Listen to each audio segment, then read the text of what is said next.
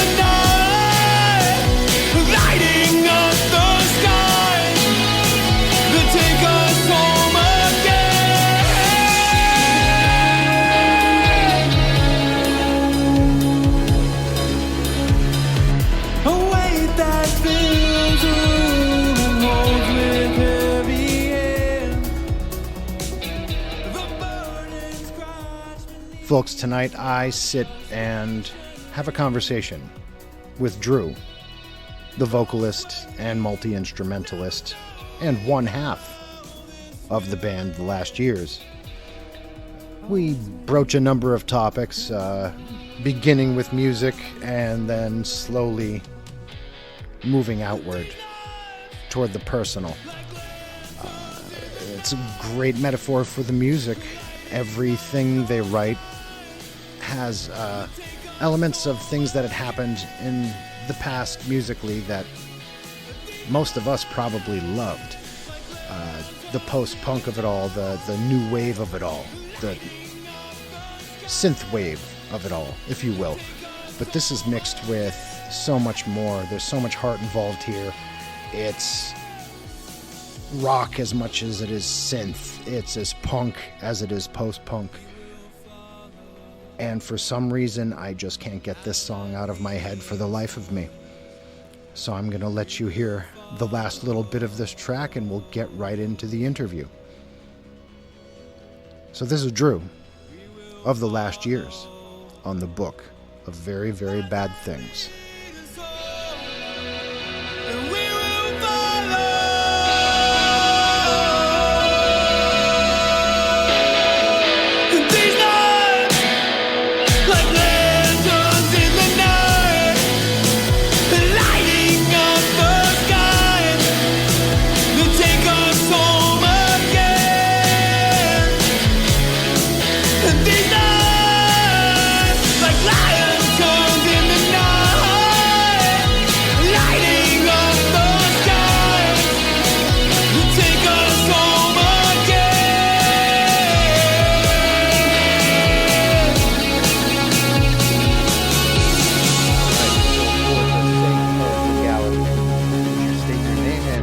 Permission to record your voice and likeness for the purposes of this podcast.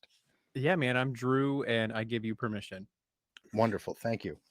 So I don't know how familiar you are with what I do with this show, but I always ask the same question first, just because it does kind of cut to the core of what you're like, what sort of person you are. That question being, what is it that terrifies you on an existential level? Yeah, that's a big one, right? I was kind of prepared for this, and I was thinking about it all day today. I think being genuinely alone is probably what scares me the most, right? Mm-hmm. Not being by myself, but being alone. Without someone or others around, I think is probably the scariest thing that I could imagine. That is probably the number one answer. Some variation of that Yeah. is probably up there in the top tier, probably the number one, because I think we're all kind of terrified of that on some level or another. If I'm being honest, we're kind of all built as human beings to be social and empathetic creatures. We need someone to bounce ourselves off of, to be our, not only our mirror, but for a sense of reciprocity. Otherwise, you may as well just lay down and die somewhere. Yeah, no, I know. It's one of those things that I think about sometimes. It's just like, I've got a wife and two kids. I've got an almost 8-year-old and a 5-year-old. And it's just like, if I didn't have them, that's really scary to me, and Yeah. especially, I guess kind of, in light of the things that have happened, this week, when you think about your kids, it's one of those things where you're just like, man, like something like that being taken away from you is just absolutely terrifying. So Especially considering, I have a 3-year-old and a 21-year-old. They're yeah. 18 years apart. When my daughter was first going to school, Columbine had already happened, but I wasn't really thinking about someone going in and doing something like that in Yeah. her school. Now, with my 3-year-old in pre-K, it's a legitimate fear.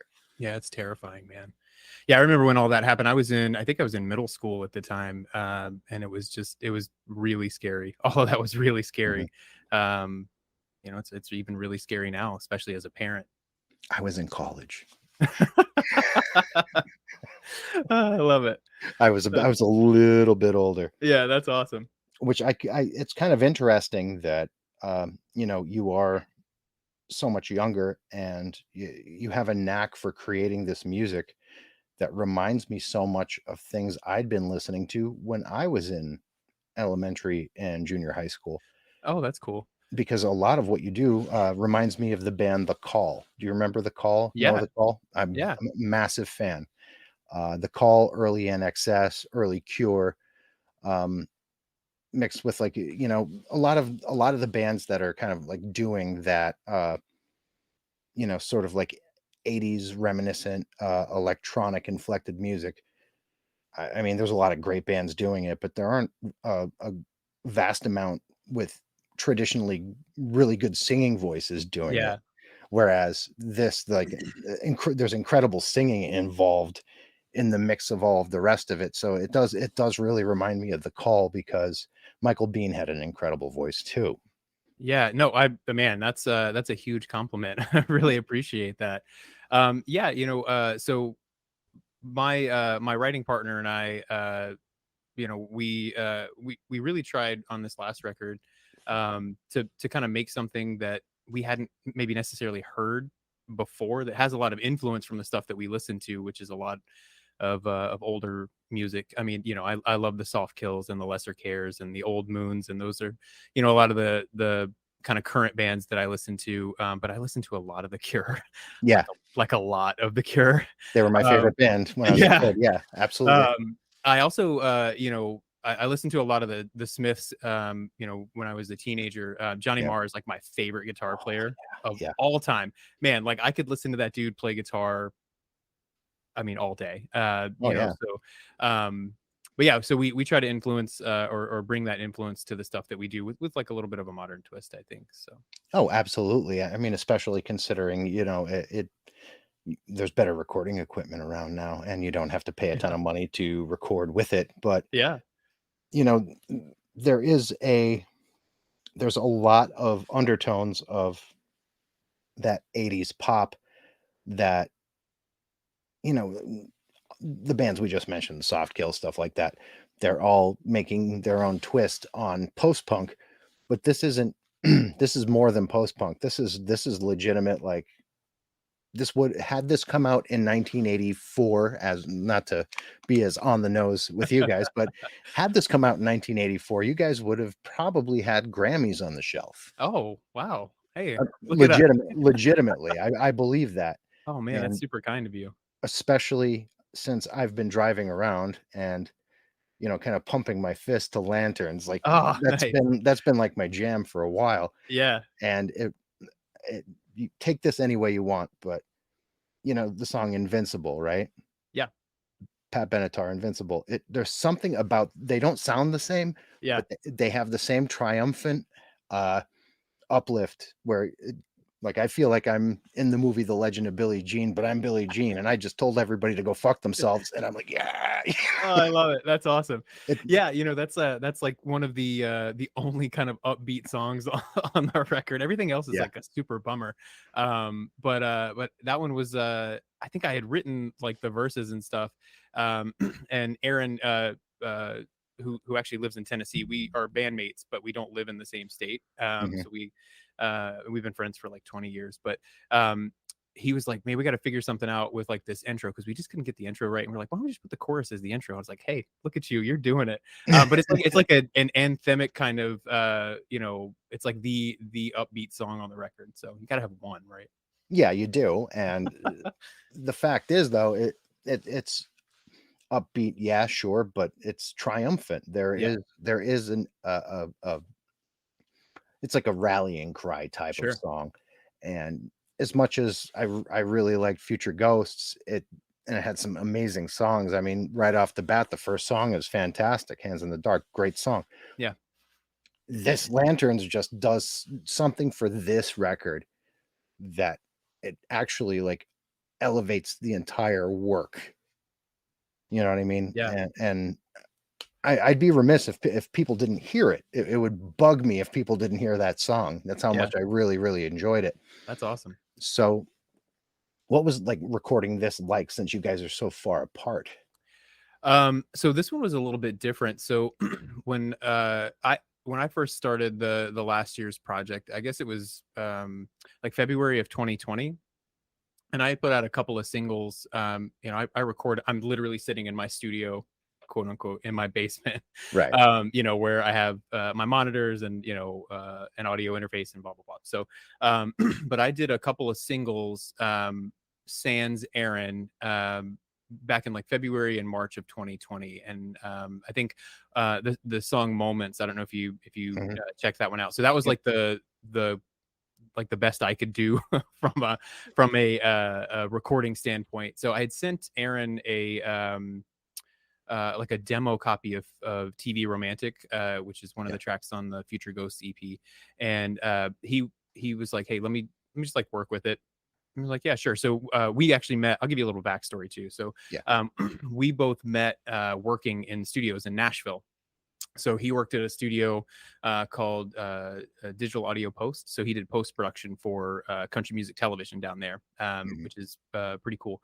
And I was like an intern, so he's like the dude you want to hang out with because he's got the awesome job and he's doing what you want to do. And he was just like a rad dude. So we he used to sneak me into bars when I was 20 and like so we got to be really good friends. Never made music together when we lived down there, which is wild. It took, here we are 15 16 years later making music together, but so I sent him a copy of that, and he sent me back like, "Hey, here's just like a rough idea of what I was thinking." And I was like, wow, like this is way different than the song that I sent you, and it's way better. So so we did the Future Ghosts record together a little bit differently. So like I wrote most of the songs, and then he just like put the finishing touches on them. Yeah.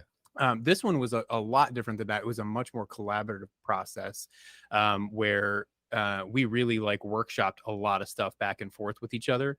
And we used I guess it was a program called Splice where you can just share sessions back and forth, which is, I mean, it's amazing that you can do that now, especially coming from where we worked in Nashville, where, you're in front of these huge consoles at Ocean Way and Studio A, and you're just like looking out this big church room that we were recording drums in. It's like, you don't have to do that anymore. It's crazy. Yeah. Um, so this one was a lot of going back and forth that way. And then we actually got to spend some time together in January to finish the record. I hadn't seen him in like 8 years. And so he was in my house and we were hanging out, and it was just a really nice way to finish the record. So that's kind of how that all happened. That's pretty great. I mean, you're hearing more and more of stories akin to this now, which is kind of wild. And, it kind of makes me feel pedestrian because the band I'm in, we still practice in a room, but we're a Yeah. we're a hardcore band. It's a little different. Yeah.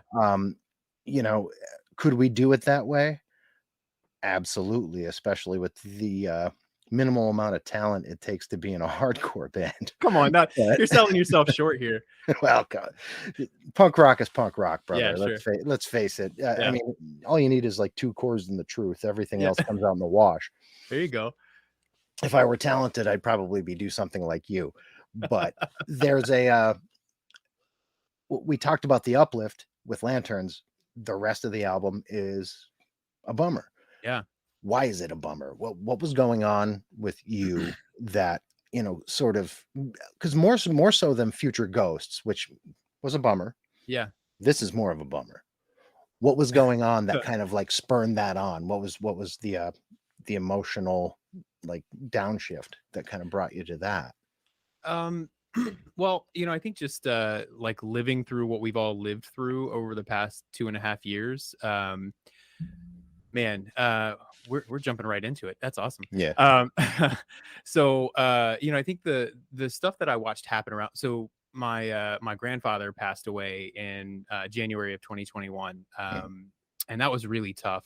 You know, he was probably one of the most important people in my life. Just an integral figure. You know, just a wonderful man, loving, caring, sweet man.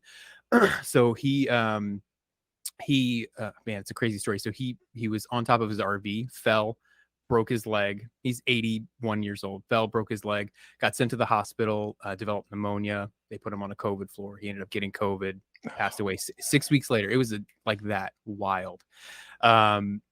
So you know, I had started writing some of the stuff from the after, I guess in like November or December of 2020, not really knowing where the record was going to go. And then, you know, that kind of triggered it. And it was like, oh, well, this is where the record's going to go.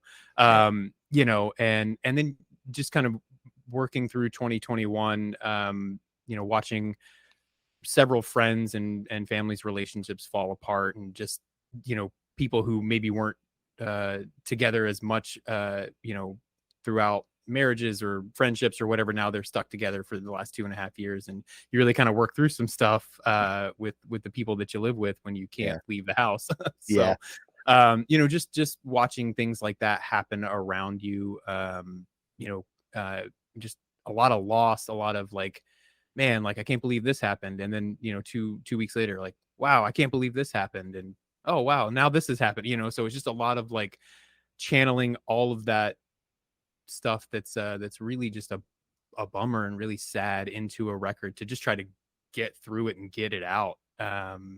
You know, so that's why the record's a bummer, is because that's what we were all, I feel like we're all living, you know, for the last 2.5 years, you know. And you listen to podcasts or people talk about kind of their experience, you know, during all of this. And I think we all had very similar experience, in that, you know, we've never been through anything like this, and it's been really hard. And it's been a lot of like being able to kind of step back and say like, all right, well, who am I, and what am I doing? And is it, you know, it's just a lot of like existential questions, right? Like, Absolutely. yeah. I'm one of the only people that I have spoken to that had a good time during all of it. I mean, everybody else, like I had friends die. Things happen, sure. Yeah. But I had a 1-year-old at home that under any other circumstance, I would not have gotten to spend the enormous amount of time that I did with my Yeah. son. Silver lining. Yeah. Oh, it's more than a silver lining. I mean, I was waking up in spiritual ecstasy every day, Yeah. because here I am in my mid 40s with a new baby, and just, I never thought I'd do this again. I never thought I Yeah. was going to get married, period. And then I'm waking up with this beautiful little boy and my wife, and oh God. I'm a lucky son of a bitch is what it comes down to. Yeah. But everyone else I know suffered inexorably. Yeah. And, you know, maybe this was like my comeuppance for the rather bleak first 40 some odd years of life. Yeah. Nice. That's good perspective. Yeah, you know, so my like my day job is in healthcare. So I work in a corporate therapy setting. So we had to deal with not only the stuff at home, but I'm dealing with folks dying and having to deal with all of that kind of in the therapy and healthcare world. So it's just just a really weird couple of years. Especially since because you have to face it at home, at work, Yeah. here, there, everywhere, television. That is going to have a profound impact on your psyche. There's Yeah. no getting away from that. Again, I'm lucky. I'm a plumber. Yeah. Yeah. Well, I think that the cool thing for Aaron and I is, we had this record to kind of not I won't say like escape to, but like to put some energy into, to take your, like, even though the record is sad and tough to not tough to get through, but it's a bummer of a record. So it was one of those things where, like, hey man, I'm gonna go down and just like write and like sing and yell a little bit and feel better after that. So yeah. I think outside of Lanterns, I think probably the other one that really struck me as being like the After is it's a grabber as well. Yeah. Now that is the diametric opposition of Lanterns. Yeah. You're looking at what I guess would kind of could be construed, now that I have a backstory, as being sort of somewhat related to losing people. Yeah. It No. feels like that. Yeah, that was the first song that I started writing on the record. And it ended up being sounding quite a bit different, obviously, now that it's on the record.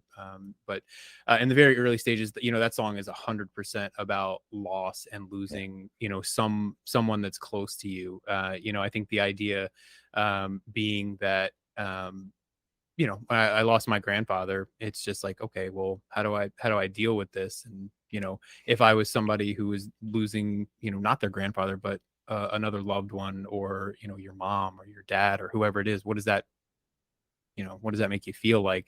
I think relationships are complicated. So there's a lot of stuff that gets kind of wrapped up in your relationship, whether good, bad, or otherwise. So just kind of trying to work through some of that stuff that's really that's what that song is about. And I think that's probably my favorite song on the record, honestly, just because it's so personal. And it just so happens that and Lanterns are my two favorites.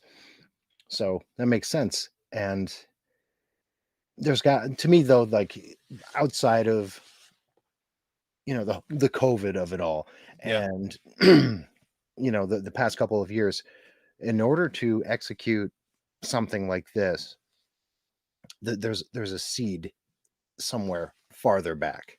You know what I mean? Like, not just in the sound, but in the emotional impact. Like, what were you doing when you were 10, 12 years old? Who was that kid? What were his aspirations, as far as not only what type of music you were listening to, but what were you absorbing that kind of like, made you into who you are right now as a musician, as a man, as a father? Yeah. Aaron and I were talking the other day. I told him I was going to be doing this podcast, and he listened to a couple episodes, and we were just kind of talking about how drawn we both are to sad songs. Like, you can be in the best mood in the world, and like I just want to listen to like super sad music. I think that there's a High Fidelity is a favorite movie of mine, and I think John Cusack has the quote of what does he say? Am I do I listen to pop music because I'm sad, or am I sad because I listen to pop music? That's always stuck with me.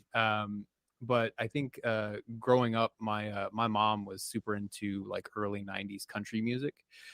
So I grew up on a pretty steady diet of, really sad, crooning 90s country music. And I don't know if that has some kind of, writing in my DNA or not, but, I've always been really drawn to like really good songwriting that's about really super sad things. So.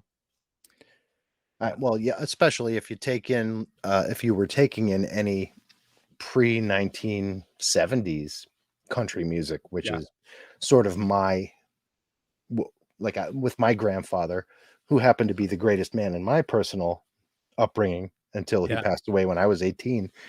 He liked old country, like old, like Johnny Cash, Yeah. Hank Sr., Willie Whalen, and I with the taking that, then taking my dad's music, who my dad was a jazz drummer, and he was also into the Doors heavily and stuff like that.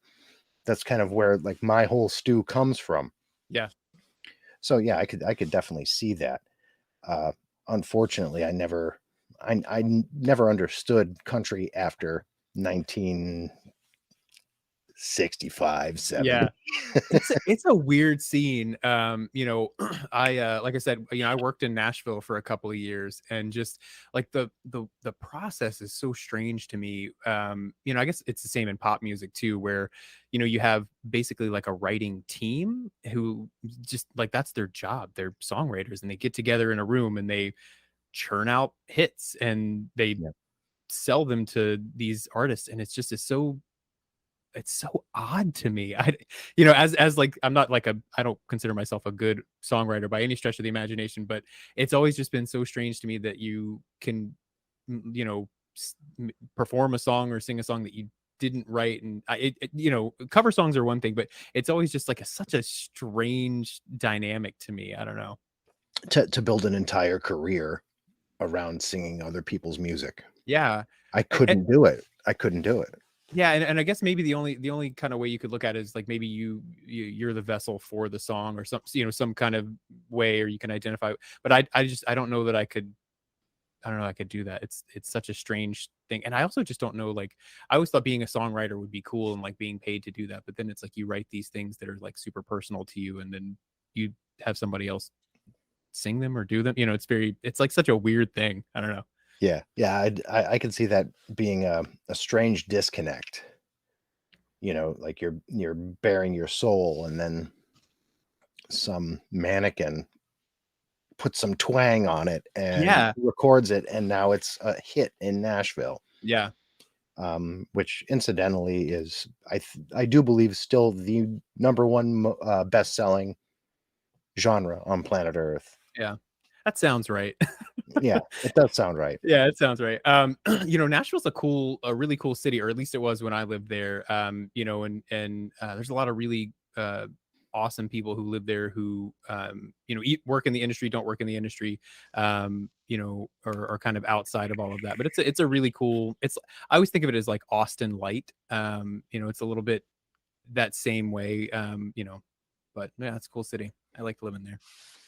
But with the like taking out of the equation the steady diet of early 90s country music, what did you seek out? Yeah. So I went to a show in Richmond, Virginia when I was 16 years old, and the bill was All Else Failed. Yeah. The Dillinger Escape Plan. Yeah, And oh gosh, there was one more, a band called Majority Rule. I remember Majority Rule. Yeah. Yeah. So I remember walking into that show, really not knowing what to expect. Like had heard a little bit of Dillinger, and this was the Dillinger I had heard was pre the new singer Greg Pichotto. Yeah, that's when Dimitri was the singer. Yeah. So a little more like sterile in my opinion. Even from just like a vocal aspect. But I remember seeing Greg Pichotto come out on stage, and it was he was like a spotlight behind him, and he's a pretty in shape dude. And Yeah. then they started, and I was just like, what the hell just happened? Like this is incredible. Like where has this been? And so that was probably the show that kind of changed stuff for me. I had been listening to I hate to say it like this. I'm gonna out myself right now. Like a lot of new metal. That was Because the era. That's fine. what am I gonna do? What Dude, it's what's if you there. like, there's no reason to bemoan yourself for liking the Deftones, for example. Yeah, The Deftones are phenomenal band. yeah, Phenomenal band. yeah. I remember being 15 and hearing White Pony for the first time and just being like, oh, okay, well, this is what all records should sound like because it's incredible. It's the Sergeant Peppers of that genre. Yeah, yeah, it's a good one. Um, but that was probably where things kind of took a turn, and I got super into I guess it was, really that kind of early 2000s hardcore. Dillinger, Poison the Well, Shai Hulud, Oh yeah. those bands, were kind of it, man. They were awesome. Oh, And phenomenal. we used to go to those shows all the time. There's a bar or venue in Richmond called Alley Cats. I actually don't I know if know it's, Alley Cats. yeah. I don't know if it's still there, but man, I feel like we were there pretty much every weekend, seeing some show. I mean, one of the best shows I ever went to was at Alley Cats, and it was Darkest Hour. Oh God, I love them so Yeah. much. And I remember we were all floored because the drummer, put up his drumsticks like they were machine guns, and he's doing the double bass, and the guitar players are on the drum and they're doing it too. And it's just like, this is incredible. Like, this is awesome. This Yeah. is what I want to do. It's the And then, perfect confluence of metal and hardcore. yeah, man, those guys are insane. I've seen them a couple of times. But yeah, that was probably where it all kind of changed. And that's what I, sought out at kind of that juncture. You're 16, you're mad at the world, you want to listen to screaming music. Yeah. I think Converge was probably one of my top 5, and probably still are to this Still day. are One for of my, me. yeah. Jane Doe is, I mean, just like the pinnacle of mean music to me. I just, That that's album has come up 5 times on this podcast. has it really? Yes. Wow. Yes. I mean, that just goes to show you what an influential record, like regardless of genre, I mean, just from start to finish, is brutal. Almost every group, and it's a lot of like, post-punk style music with some exceptions. Like I had Shaka Malik from Burn and Orange 9mm on here. He's a hardcore kid, obviously. Yeah. Some people from hardcore bands were on here, but even bands that you would not expect to have that, kind of like bent toward it, they all like Converge, Jane Doe. Yeah. Converge, Jane Doe. Yeah, like of It's course. the one. It's the the one. one. And Yeah. I was listening to them 12 years before that album came out, and I Yeah. loved them 12 years before it came out. But when Jane Doe came out, they ascended to a level that like it took them out of like metalcore, hardcore, Yeah. whatever, and they became something other. Just like Deftones' White Pony became something other. Just like Glassjaw, everything you ever wanted to know about Silence, Yeah. they became something else completely. Man, that's a good record. That's a really good record. Yeah, Yeah, it's a good absolutely. record. Yeah, for me, I mean, I had heard some Converge probably. I mean, this is all like pre-internet too. We no Yeah. Spotify, no Apple Music, so you just had to like, oh, that cover of that record looks cool. I'll buy that CD. Mhm. I've Yeah. never heard it before, but that cover looks awesome. So, and it's like hit or miss, but one of my buddies had it, and he had like an '88 Mustang. And we used to just ride. He would drive very fast in his '88 Mustang. Like, it's a wonder we're still alive. But we would just blare that album, and I mean, that is probably one of the most brutal shows. I've seen them several times, but like one of the most brutal shows I've ever been to. Like, we're all just clamoring to just scream with Jacob Bannon because Yeah. we're, they do such a good job of just being a fan's band. I feel like, just like, Yeah. you're there, you're part of their show, he's in the crowd, you're on the stage. It's such a, man, I'm like fanboying on Converge over here. Why not? I mean, Yeah. Run On Girl, Run On. Yeah. Oh God. Yeah, they're great.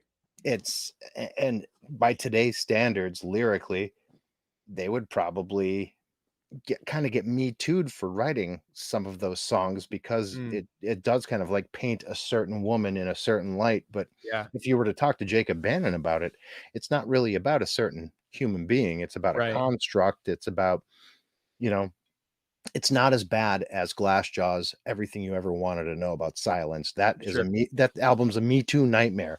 Yeah. Every other lyric is you fucking whore, this. Yeah. And it is specifically pointed at some ex-girlfriend who had cheated on him or whatever. But yeah, it's not as intense as like Blood for Blood or something like that. But no. But I mean, to be fair, Buddha from Blood for Blood did some horrible things that the rest of the guys they'll never talk to that man again. So Yeah. kind of hats off to them for that. Yeah, rightfully so, right. Yeah. But I also as I got a little older and got, less angry, that's where I guess really kind of that 80s influence kind of comes in. A lot of the Smiths, a lot of the Cure, a lot of Tears for Fears. Oh my God, they're so good. Yeah. They're so good.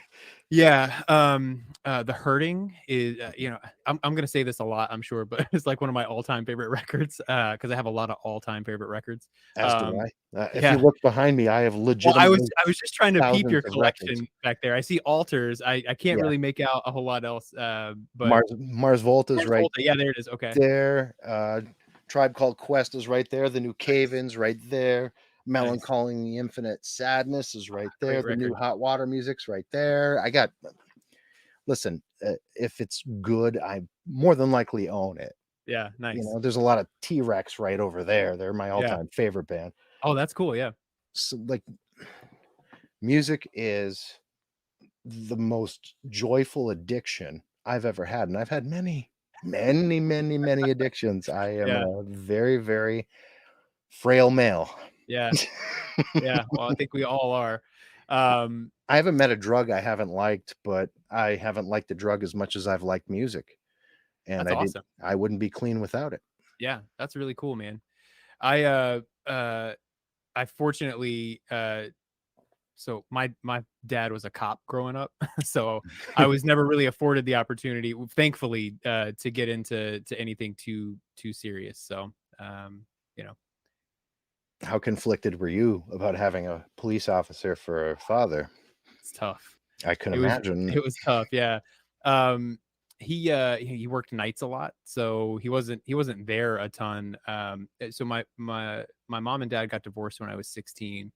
Um, and I was, my wife's parents are split up too, but they got divorced when she was much younger, and she doesn't really remember them being together.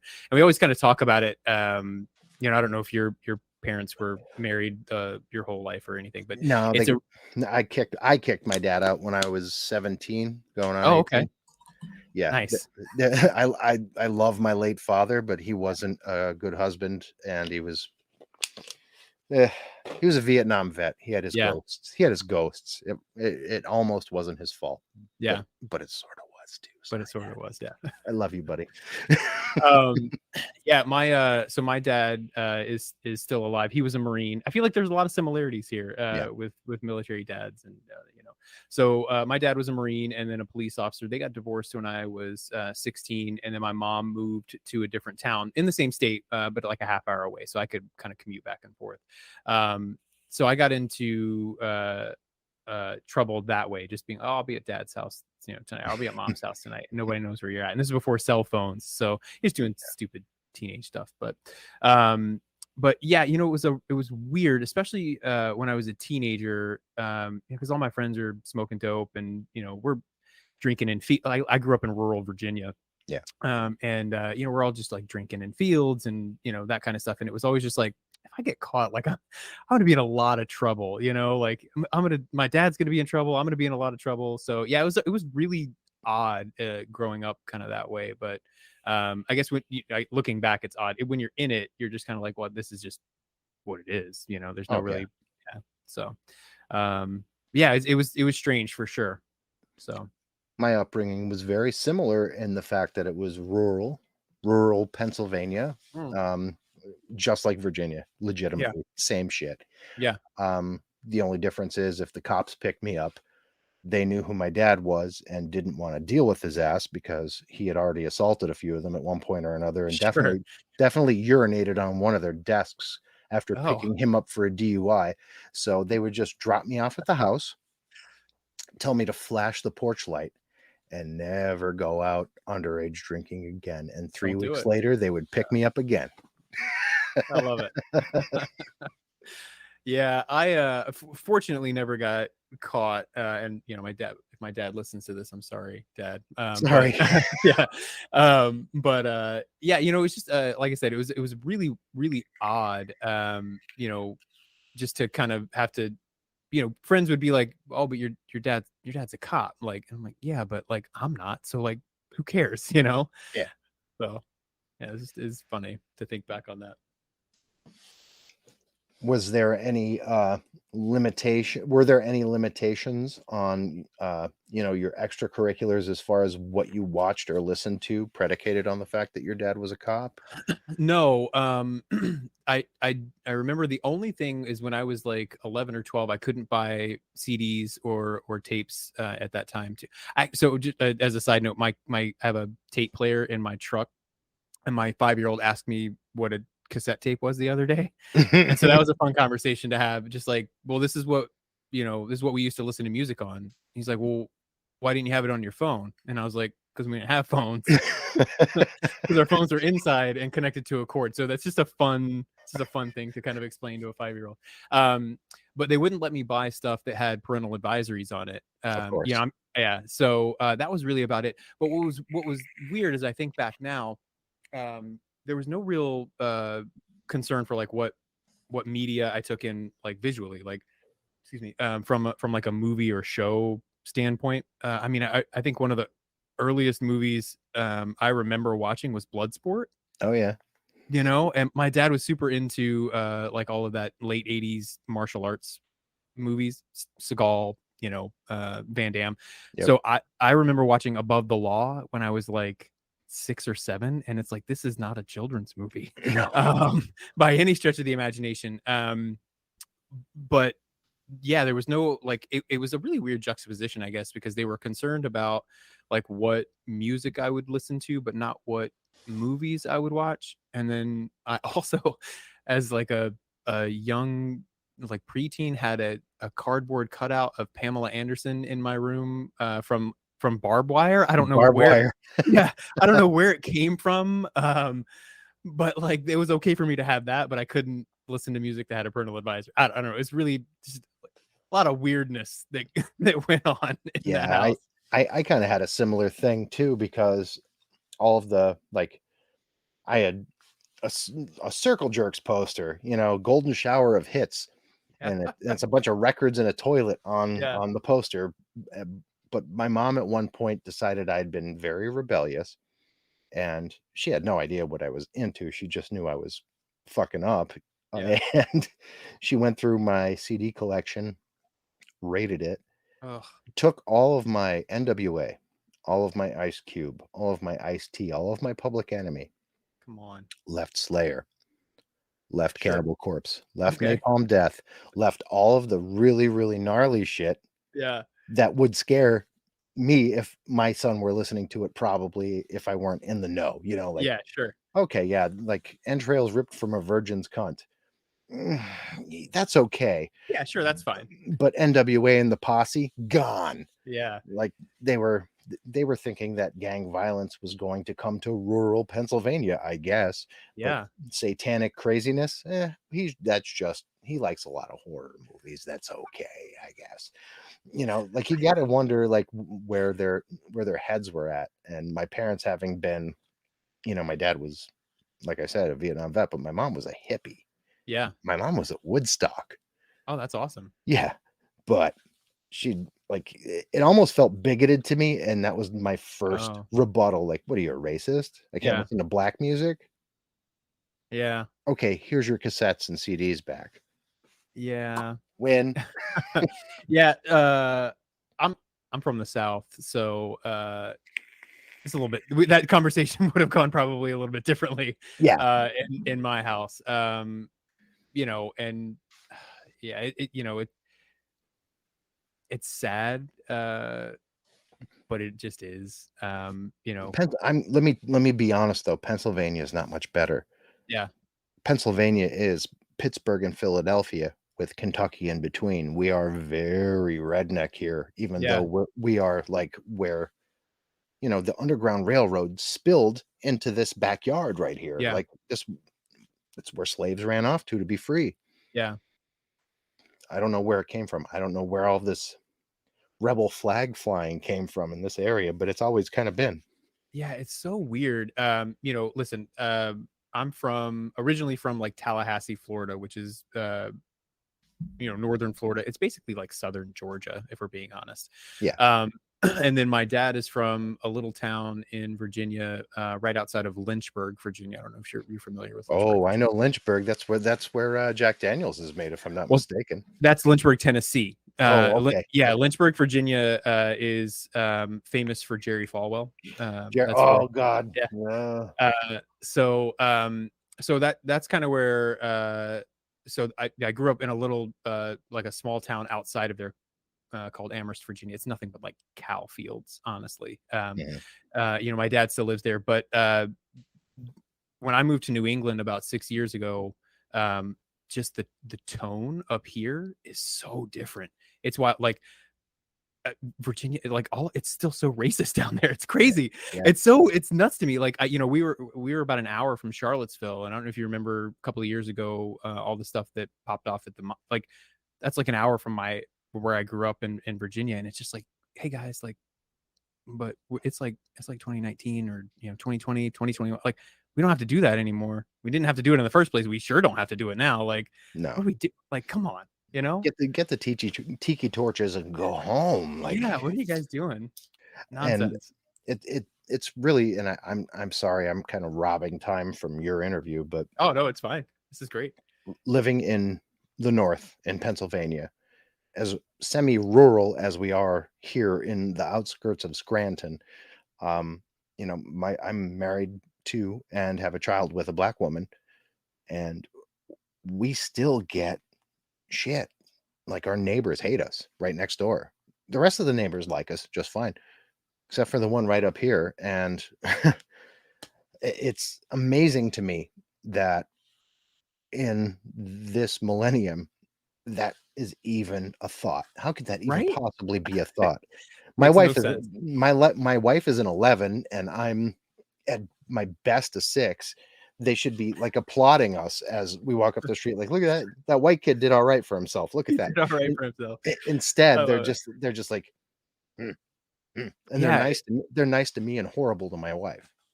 it's so weird. And And like I'm the bald, creepy one with tattoos. Like I look like I'm gonna rob you. She looks like an insurance agent. yeah, it's really strange. And I mean, just growing up kind of in that environment, it really shows you immediately who you don't want to be. Yeah. Um, you know, I remember very early on hearing like the N-word used pretty regularly around, and it was just like, well, that doesn't seem right. Mhm. Like you're being derogatory. What? Why? Yeah. Like my young mind doesn't process why we're being so angry about this. So I yeah, it's very remember strange. I remember kindergarten. My first day in kindergarten, there was only 2 black families in my town, and the kid that sat behind me in kindergarten was black, and people were calling him racial epithets that I had never heard before. The Yeah, N-word being one of them. They'd never been used in my home. yeah, I didn't know that there was a problem with it because my father had friends that were black. They would come to the house. My aunt was married to a black man. It didn't. Where's the issue? Where's the issue? right. Yeah, It was the first time I'd ever heard these words. I remember coming home and asking my dad what they meant. He's like, you don't say that. You don't say that. If any of those other kids say that to your friend, punch him in the fucking mouth. And that was the end of the conversation. yeah. As it should have been, right? As it should have been. Yeah. Yeah. Yeah, no, it has never made sense to me, but I feel like stuff like that kind of shapes obviously who you are, right? Hmm. And it helps you understand who you would want to be, and certainly who you don't want to be. I think very early on, so Yeah. And it's going back to the music because we've kind of like gotten into the weeds here. yeah, sorry. No, it's my fault. I'm the one who walked us out there. Um, The Cure. What Yeah, was your first experience with The Cure? Because to me, they're the most pivotal, uh, above board mainstream band as far as most underground music is concerned, because they kind of spoke for a lot of it, right? yeah, And they started in punk, became post-punk, became the, you know, progenitors and godfathers of what people would understand to be goth.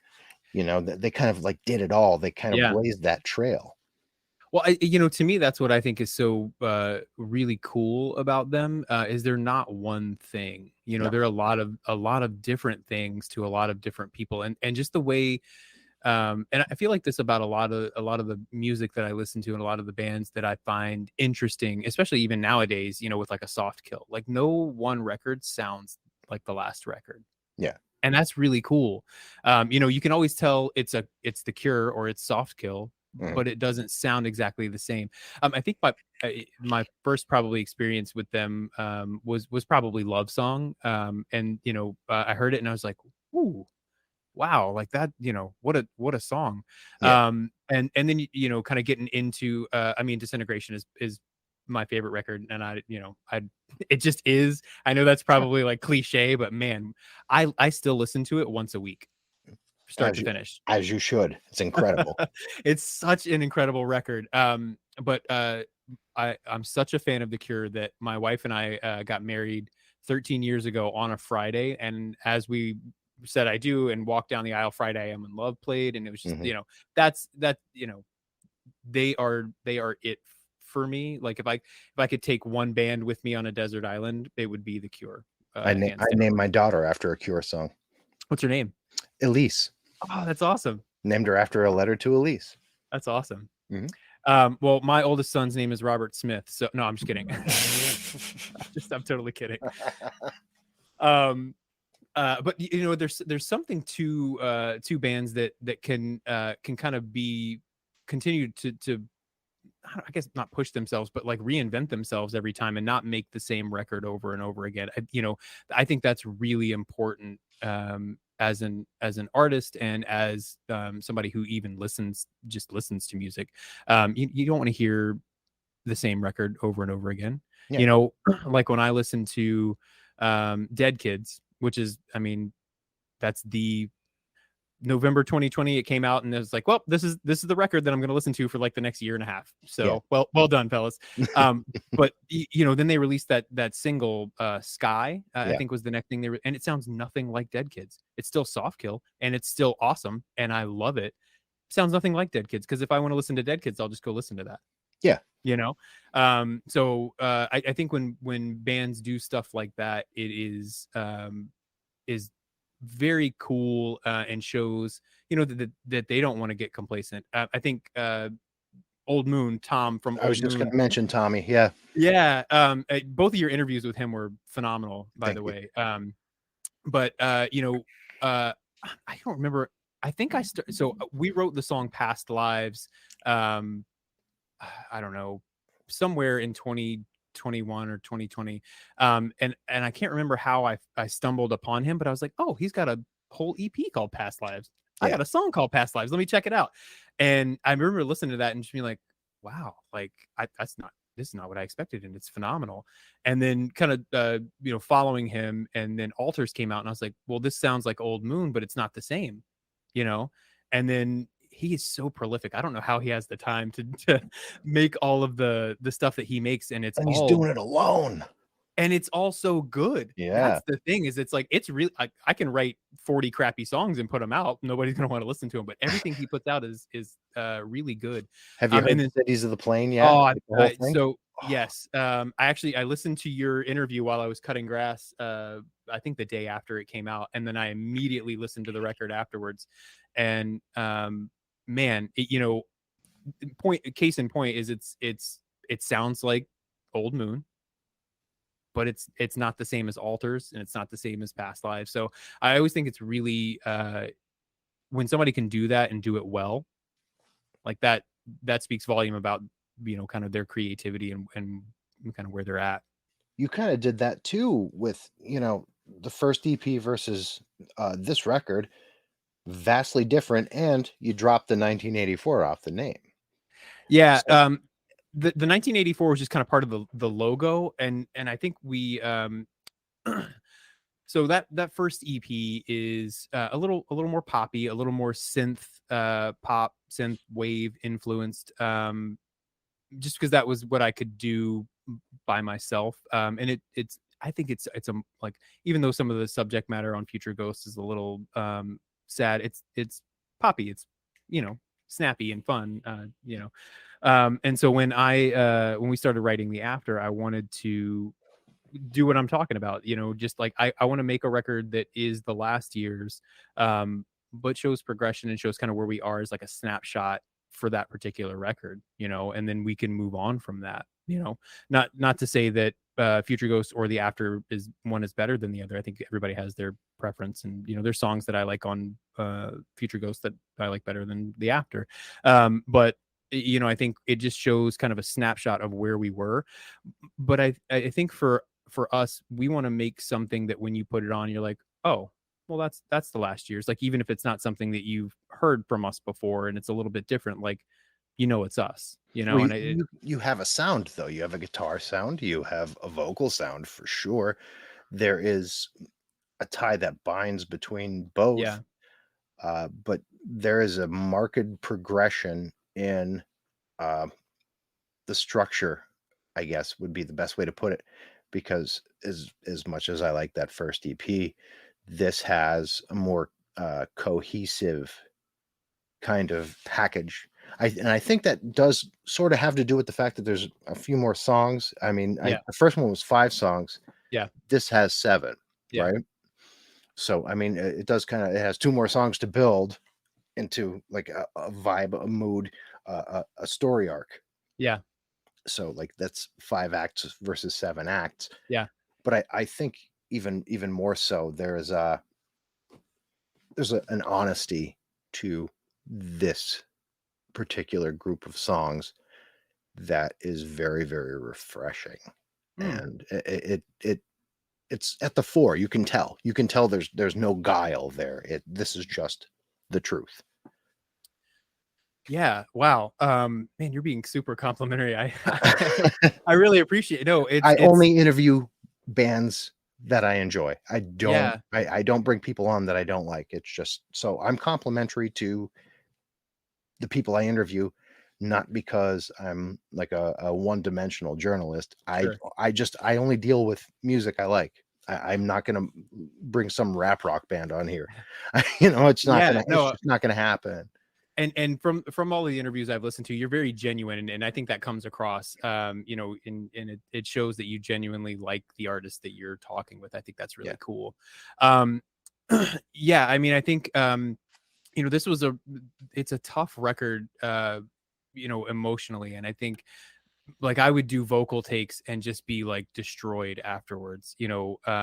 If you listen to some of the you know, I think Floods comes to mind. That's the last song on the record, and there's the chorus there is just me basically like yelling. But it's a, you know, it comes from a place of like, all right, well, I have, you know, this thing to say, and I'm gonna say it as you know, bluntly as I can, and this is just how it's coming out. So yeah, I mean, I think from an honesty perspective, I think it's probably because like this is what was happening in real time, and this is just where I was in real time. Versus Future Ghosts, to me, is just not like a made up story, because I can't do that. You know, I spend a little bit of time in the synthwave scene, and you know, there's a lot of guys who write songs about space and, you know, flying jets, and it's just like, okay, well, I mean, that's cool. Like, Sure. I can't do that. I don't know that I don't have Hey, the imagination I to like do it. I Maybe. like Carpenter Brute as much as the next guy, Yeah, but like, you know, it's just it's not it doesn't have an emotional attachment to it. It's just like hearkening back to a sound. It's not sure. it's not employing a form for a vehicle for an emotion. You know what I'm saying? Like if that makes sense. Yeah. Like I I need like something to resonate with me, right? So I need exactly. to understand that, like, Peter, if you're singing something, that you believe it and you're feeling it, because that's how you feel at that time, Yeah. you know. Um and I feel like with the After, that's 100% what it is. It's just like, hey, this is where I'm at. It's on paper. Now it's on a record, and this is it. you know. So where I think Future Ghost was more like I kind of wrote that about my wife and I's like beginning of our relationship. Um, you know, where we started out with it kind of tells a story, right? So Hands in the Dark is like the very beginning. Future Ghost is like some really tough shit that we went through. Yeah. You know, and honestly, when I started thinking about the after, it was going to be a continuation of that story, and I'm glad that it wasn't, because it morphed into something I think that's more than that. But Yeah, you know what though, when you go through something really rough with your partner, your wife, whatever, uh you're tempered in the flames. You know what I mean? yeah, So whatever that may look like, if you can come out of the other side of something like that intact, it does it just it steel tempers steel. You know what I mean? yeah. So as much as you may think that that first record didn't have a resonance, it absolutely did. The second one, it's just you can tell you're more comfortable in it. Yeah, and I think that that's a product of the two of us working together, Aaron and I, a little more and being more comfortable with each other, and you know, just being like, so Aaron's funny because he's always kind of my guide, right? He's a wonderful producer on top of being like an engineer and an incredible musician. Like all the keyboard stuff you hear for the most part is him. He's just an incredible musician. But he'll be like, "Hey, Drew, this sucks. Like, do better." And I'll be like, "Okay, yeah, I can do better." You know, and just being able to have that trust with somebody, Yeah. to not get pissed, or you know, I can tell him like, "Hey, can you do this because this isn't making sense," and it's fine. And it just being able to have that relationship, I think it shows, or you can hear it on the record that, you know, like you said, we're a lot more comfortable with each other, and a lot more comfortable with what we want to make. Yeah. So yeah, I also detect in the sphere of influence, and I could be way off base, but I hear like snippets of like bands like Texas is the Reason and Elliot and stuff like that. I don't even know if you ever listen to any of those groups, but I kind of hear it like that late 90s, early 2000s post emo kind of like in indie rock set. Kind yeah. I don't know. I'll be honest with you. I've not heard either of those two artists that you mentioned. But you know, I also listen to a lot of bands, like Thursday, Mhm. a lot of bands. Oh gosh, Those were big influences on Thursday Thrice. yeah, yeah. So Thrice is probably another one. You know, I think Dustin Kinsrew is a good. He's a great songwriter. He's an incredible. His solo stuff is beautiful. Yeah, it's really cool. Um, but Thursday was cool for me. I listened to a lot of Alkaline Trio. Also, they were I love Matt Skiba yeah, and Dan Adriano so much. yeah, Those two guys. Mm. yeah. I've seen them live like 7 times, like probably more than any other band. But I love like Good Morning is one of my again, I told you I was gonna say it a lot. One of my all time favorite records. Oh yeah, Uh, yeah. I mean, Good Morning and Crimson. I yeah, think those two records just they really like. A lot of people give me shit because their earlier stuff is like, no, I like the early yeah, Alkaline Trio. Everything else is blah, whatever. This, that, or sorry. yeah, Good Morning is the one of the most miserable records I've ever heard in my life. yeah, I mean, you listen to Continental, and if you don't want to stick a gun in your mouth, there's probably something wrong with you. And I think Crimson, on the other hand, is the easily the best fusion of like Sisters of Mercy era goth yeah, with like that jawbreaker inflected pop punk slash post hardcore thing. yeah. It's such a great marriage. Well, I always like Matt Skiba's songwriting because it just feels like clever. He's always got like you know, clever one-liners, and he always does this thing. And I'm guilty of it. Yeah, you know, we all steal, right? But Sure, of course we do. he does this thing where in a verse he'll start the verse with a line, and then he'll end the verse with a line that's like kind of the same but a little bit different. And I always loved that. It's like just like a clever little songwriting thing that he does.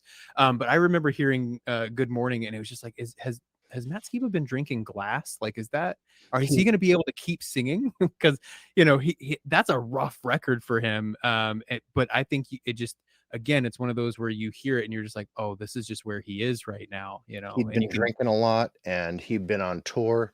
They did a tour, then they did the Warp Tour, yeah, then they went right into the studio, and I think he had to go to a doctor directly after that because he was getting nodules on his vocal cords. yeah, And yeah. you put that up with another pinnacle record that came out around the same time, which would have been AFI's Sing the Sing Sorrow. the Sorrow. Oh, did we just become best friends? Yeah, Because I kind of think we did. Yeah, because like those two for that time period for guys who were into hardcore and punk, like it was ebbing on major label for Alkaline Trio because their yeah, next like they were getting ready to get in there and do that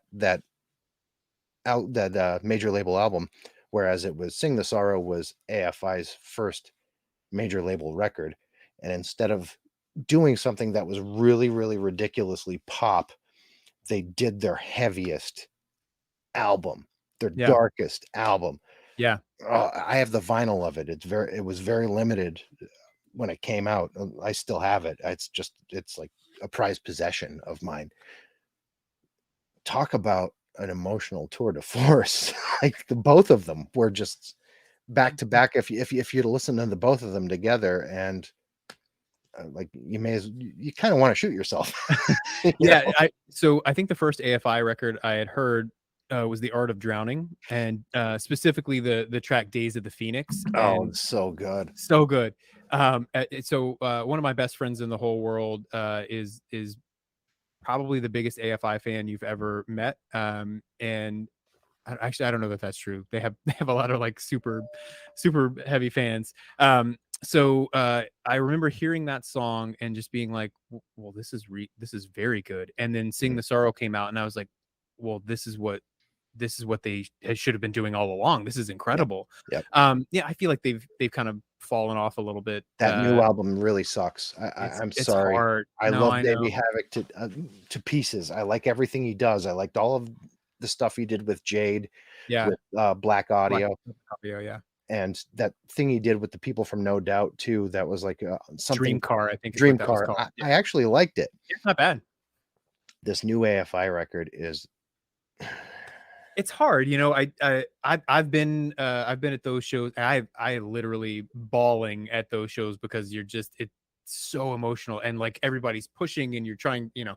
But it's Sing the Sorrow is I think just unmatched. Like, you know, regardless of being an AFI record, like if you just put it stand alone, like from start to finish, just an unbelievable record.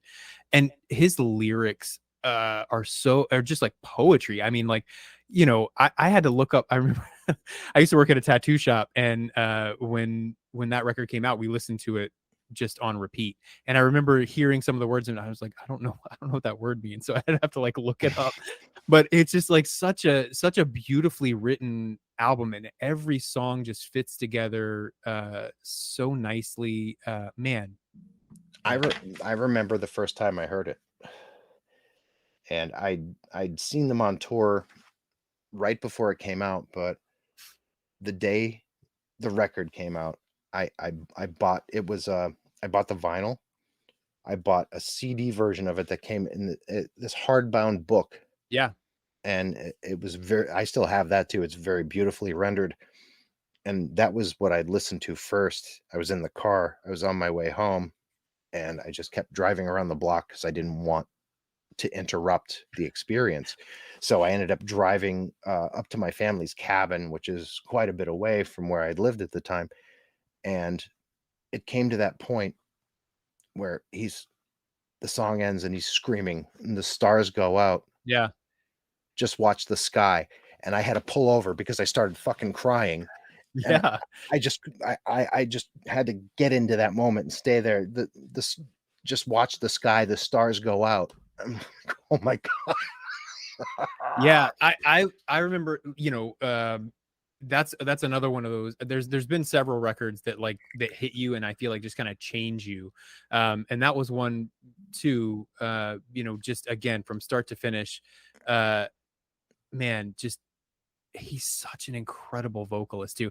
You know, I'm sure you could probably gather this from the way I sing, and you know, I there's a lot of influence, I think, from him, Yeah. or I try to kind of convey that. But you know, I'm always drawn to bands who have singers who are unique sounding, like Yeah. good, bad, or indifferent, but like, you know, unique nonetheless. And I think there's something kind of special about that. And he's one of those where you hear him singing, you're like, that's Davey Havoc. Mm-hmm. 100% that's Davey Havoc. You know, I think I heard a Dream Car song and had no idea who it was or anything about it. And I was like, that's Davey Havoc, but that's not AFI. What is this? You know? Yeah. But you know, there's a couple of people, like Robert Smith is one. You know, I don't think he has a particularly like great singing voice, like you know, technically, but you know, it fits what they do and it's perfect for The Cure. So yeah, I think there's, you know, there's singers out there who just kind of naturally draw you in, and he's definitely one of them for me. Billy Corrigan's like that, but Yeah. like, and he's a traditionally terrible singer. He's Yeah. traditionally like, you know, you would beat him in any contest, like vocally speaking. But Billy Corrigan has a very distinctive whine, Yeah. And you know, it's him. and you know it's him, Yeah. and it's emotive. Yeah. Davey Havoc is very emotive. He can be traditionally good.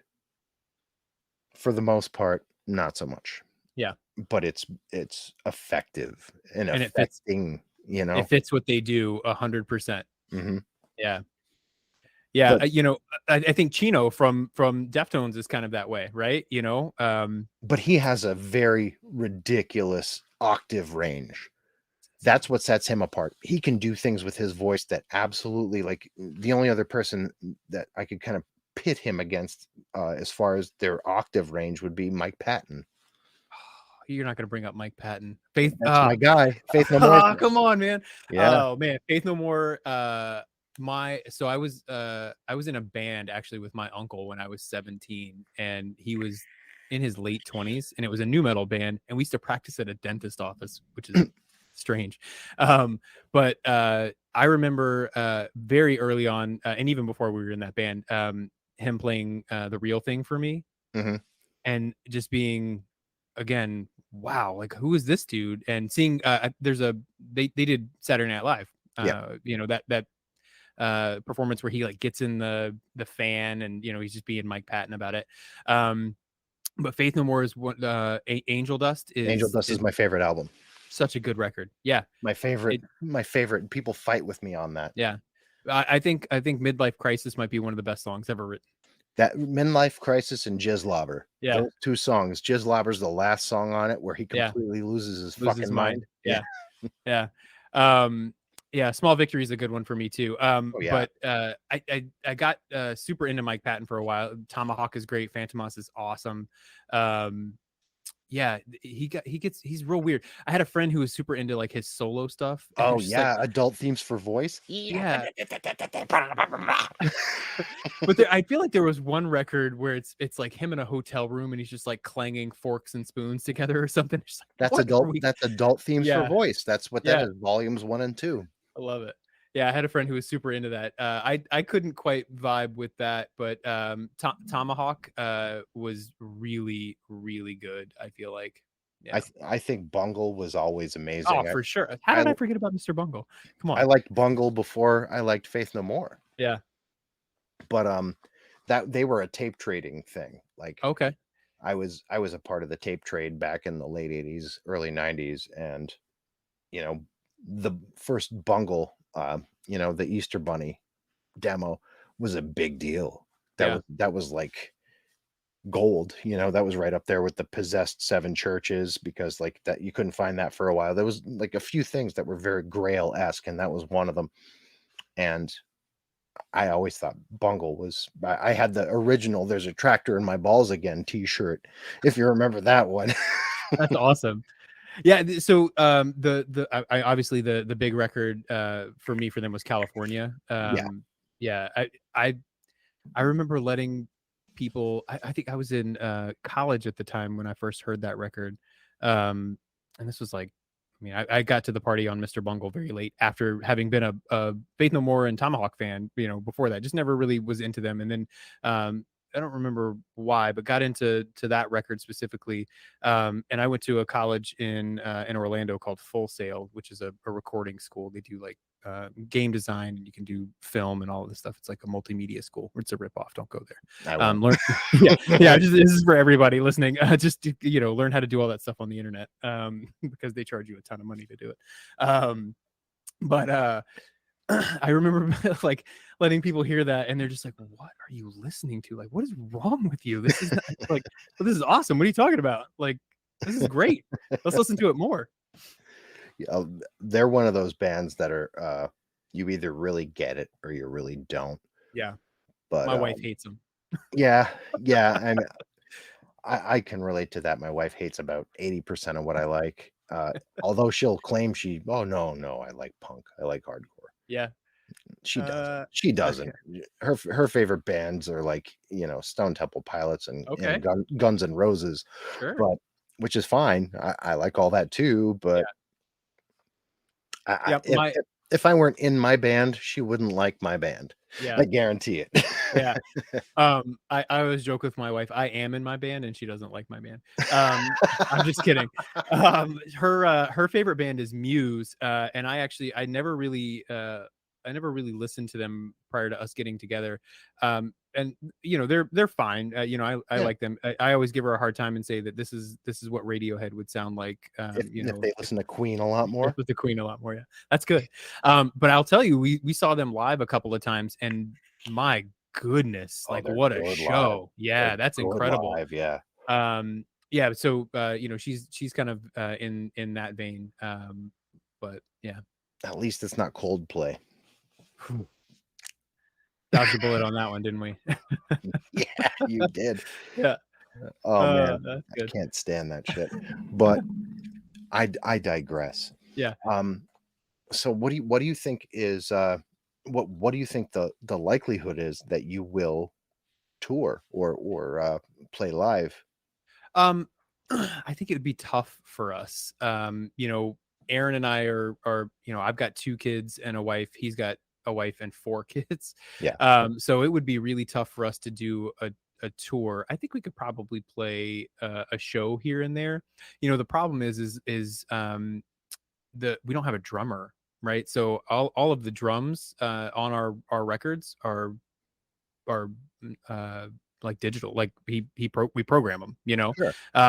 So it, to me, like, I don't want to be the dude just like press and play on a laptop, It like, didn't stop Godflesh. It didn't stop Nine Inch Nails. yeah. I mean, and listen, I get it, it's hard for me. I did a live stream back in May of 2020 where it was just me and a guitar and pressing play on a laptop, and it was fine. But to me, I think for the full effect, especially of these songs, we would need a full band, I think, which isn't terribly difficult to put together, I don't think. But the logistics of getting all of us together and actually finding the time to do that, with day jobs and being husbands and fathers, it's tough. But I would love to. I mean, if anybody was ever like, "Hey, you guys want to go on tour with us?" Maybe, sure. I'll take a sabbatical or something, right? I don't know. Sure. I mean, shit, why not? Yeah. So I think we've talked about it, but we'd have to figure out kind of logistically, just because we're basically 12 hours away from each other, how to do that. So I'd love to, though. Playing live is super fun. I get super nervous about it though. So I don't know. Everybody does. Yeah, Everybody does. I think it's, I always start from a place of I don't ever think it's good enough, and I feel like a lot of people are probably that way. That's But called being a musician. yeah, and I struggle with, I feel like I struggle with that in all aspects of just being like, my jumping off point is like, I'm not good enough it's not good enough. And so like, it's easy. The pandemic was great in that, like, I can make music and it's kind of faceless, like I'm not like in front of you with a guitar, like, hey, hear my song. Like, you can find it if you want to, and I'll promote it on social media, but I'm not like right in front of you yelling at you to hear my song. So, Right. you know, I don't know. I struggle with, you know, how that would go over. Also, it's a lot of those notes I hit are really hard to hit consistently. Sure. So, that scares me a little bit too. Well, I mean, all you need is to drink some good tea and Yeah. baby it, and Yeah. Maybe I should have said that was my biggest fear, is not being able to hit the notes in a live setting. I think, that kinda comes with the territory too, but Yeah. how how do you kind of equate or quantify how much of a following you've garnered just from recording and throwing shit online and people finding it? Because it seems like a lot of people have found it.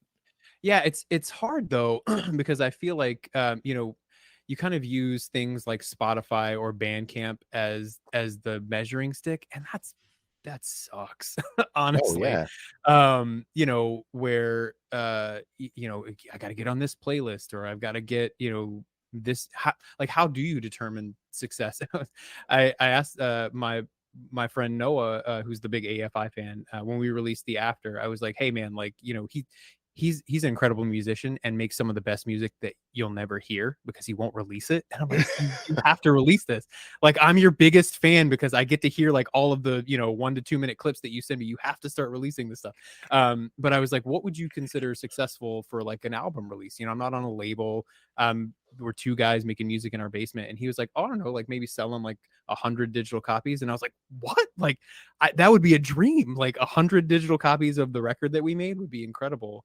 Yeah, I don't know. I think it's really tough to kind of determine, you know, who's actually hearing you. It, you know, especially with Spotify, like, is it a bot? You know, that kind of stuff. And Yeah. um, yeah, you know, the hard part is like social media engagement too. You know, like how many people retweeted the thing or liked the thing or, you know, shared it to their story, and it's just like, this is exhausting.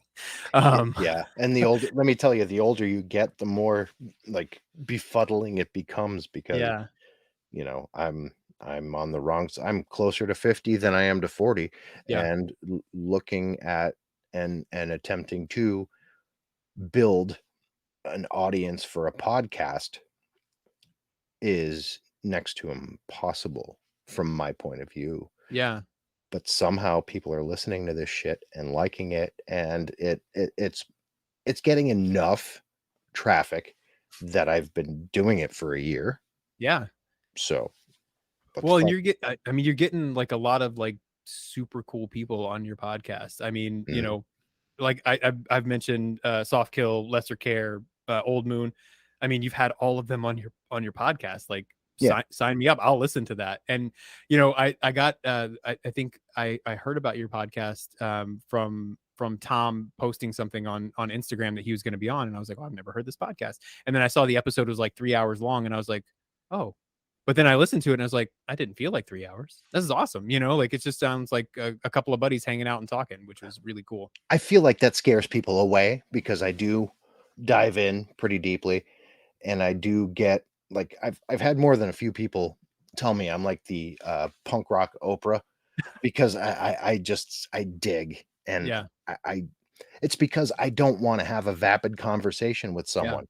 I want to know what you love. I want to know what you hate. I want to know what scares you. I want to know what traumatizes you. Yeah. I want to know, like, were you a junkie? Did you, whatever? Like, because I'm really honest about this shit Yeah. because you learn that in 12-step programs and going to therapy. You got to just live your truth and be very honest about it. Otherwise, you're keeping secrets, and secret keeping leads into relapse and blah Yeah. de blah de blah. Sure. It's a bunch of didactic bullshit, but that's how I live. You know Yeah. what I mean? Because that's how I stay Yeah. healthy. So I think that's what makes it work. And I think that's what makes good music work, Yeah. like rigorous honesty. Well, I think the thing that I appreciate is like, you know, when you hear these bands, you know, like it's just nice to get, it feels like you're getting to know people that you spend a lot of time with. I mean, I spend a lot of time with Soft Kill and Old Moon and Lesser Care. Like, these are bands that I listen to every single day and, you know all of the words to their songs. And so I feel like, you know, you spend time, you know, not obviously not with them in person, but you're spending time with them, and you're Yeah. you know, you're devoting your time to something that they created, and it's just really interesting to get to know them and learn more about them. And I think you know, in more than just like a 15-minute interview or a 20-minute interview, you know, you, like you said, you're kind of getting into what they're about, what makes them tick. Like, you know, I thought Tobias's interview was incredible. You know, just how real and how honest he was about all the, you know, stuff that he's been through and done. And, you know, so stuff like that is really interesting, I think. So you've created a niche, I guess, in that, you know, you're really getting into the nitty gritty with everybody, which is awesome. Yeah, like fortunately or unfortunately too, in that episode with Tobias, I had to take a break because I went to the bathroom and cried for 10 minutes and came Yeah. back because Yeah. he and I are from a very similar place. Yeah. And same thing with John from the band Catholic School, who are on Soft Skills label. Catholic Yeah. School's an incredible group. Coming out very soon, Vali SC, another Circle Social Records. I hasten to call them a group because it's Yeah. like one or two guys, but Yeah. you know, and they have a knack for finding people as damaged as I am, Yeah. you know, who are Yeah. making great music. Yeah. And I think you kind of have to kind of be a damaged case to make good music Well, in a way, you know? I wouldn't disagree with you. I feel like, you know, most people who make music, it comes from somewhere, right? Whether it be pain or love or happiness or whatever. Like it comes from a feeling. And I just feel like the stuff that I identify with comes from a place of Pain. pain and sadness and you know, what does that say about me? But you know, I think it's you know, I think I said earlier, it's just something that I've always been drawn to is like sad stuff, and just you know, something where somebody is just like putting it out there for you to do whatever with. You know, it's just maybe not even do anything with, just like, hey, here's this thing that I made, and it's raw and it's rough and it sucks to listen back to, and you know, those kinds of things, where you know, I that's always what's drawn me to the stuff that I listen to. So I try to put that in the stuff that we make, you know, where it's just like, all right, well, I'm not going to sing about something that, you know, I don't know about, or it hasn't been a real feeling for me. So I'm just going to put this here, and this is what it is. So, Would you say the after is like the most painful place that you've kind of painted a musical picture of? yeah, I'd say so. I mean, I think it's probably the most honest I've ever been, lyrically, and that's super scary. You know, I've been in all kinds of bands, hardcore bands, new metal bands. I was in a like a rockabilly kind of Western band, which was fun. Oh But yeah, rockabilly is beautiful. That's why yeah, I have a Stray Cats tattoo on my leg. It's my second tattoo that I ever got. I've got a Tiger Army tattoo on my leg. So Oh, that's amazing. I have a Tiger Army tattoo. yeah, we'll have to show Tiger Army tattoos later. Mhm. But you know, I think it's probably, like I said, it's probably the most real and from the most kind of raw place that I've ever written from, and not only written from, but like actually recorded and released. I mean, you know, you write stuff sometimes and it's just like, well, this will never see the light of day. So Yeah. because this is too honest and too real, and that scares me. You know, I think this was really just open and like, all right, well, we're gonna do it, and this is what I'm writing, and this is where we're at, and this is where I'm at, and you know, it's a snapshot in time of that. So That's yeah. why that's wild that we both have is it a tiger bat? I have a tiger bat. No, here, I'll show you. It's actually just a tiger, like an old school tiger head that says "Never Die." Oh, awesome. I don't know if you can. You probably can't see it right there. Yeah, I can see it. Yeah, Oh, that's rad. That's yeah, that was. Yeah, I got made fun of for that a little bit. One of my buddies actually did it. He's like, "Is this a Tiger Army tattoo?" And I was like, "Yeah." And he just rolled his eyes at me. I was like, "Okay, man." Why do people not like Tiger Army? I don't I guess understand. not. Yeah, no, I love those guys. Oh, Yeah, so good. Ghost Tigers Rise that's that third record I think. Yeah, Is phenomenal. I listened to it nonstop for like 6 months when it their came their out. fir their first 3 records were really great, Yeah. even the first EP, but I even like Nick 13's solo Oh record. yeah. I like all that stuff. I like the Yeah. newest one that I forget the name of it, Atom Age, whatever Yeah. the hell the name of it is. It was all good to me. Yeah. No, I've liked everything that they've done. I think they the production just gets like real slick on some of those later ones. Yeah, I don't know. I like a good like a well produced record, but it doesn't fit them to me for some reason. no, I and don't his know. beautiful voice. He has a very mellifluous voice. He's Yeah. a beautiful singer, Yeah. but when he's gritty, he's best. Agreed. You know, that's Yeah. like my first tattoo is my shitty Social D Oh tattoo, yeah, nice. Mike Ness. and Yeah. yeah, and Mike Ness sounds best when he's grittiest. Yep. You know, Absolutely. because there have been records where they sounded really slick, and I really didn't like it. Yeah.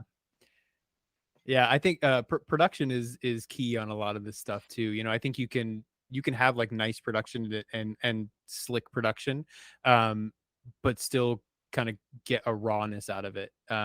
So I know I'm gonna keep like fanboying over Soft Kill, but like that's where Dead Kids to me, like I could hear Tobias singing, like his voice was more present on that record, and it was like, oh, this is great. Like that's one thing.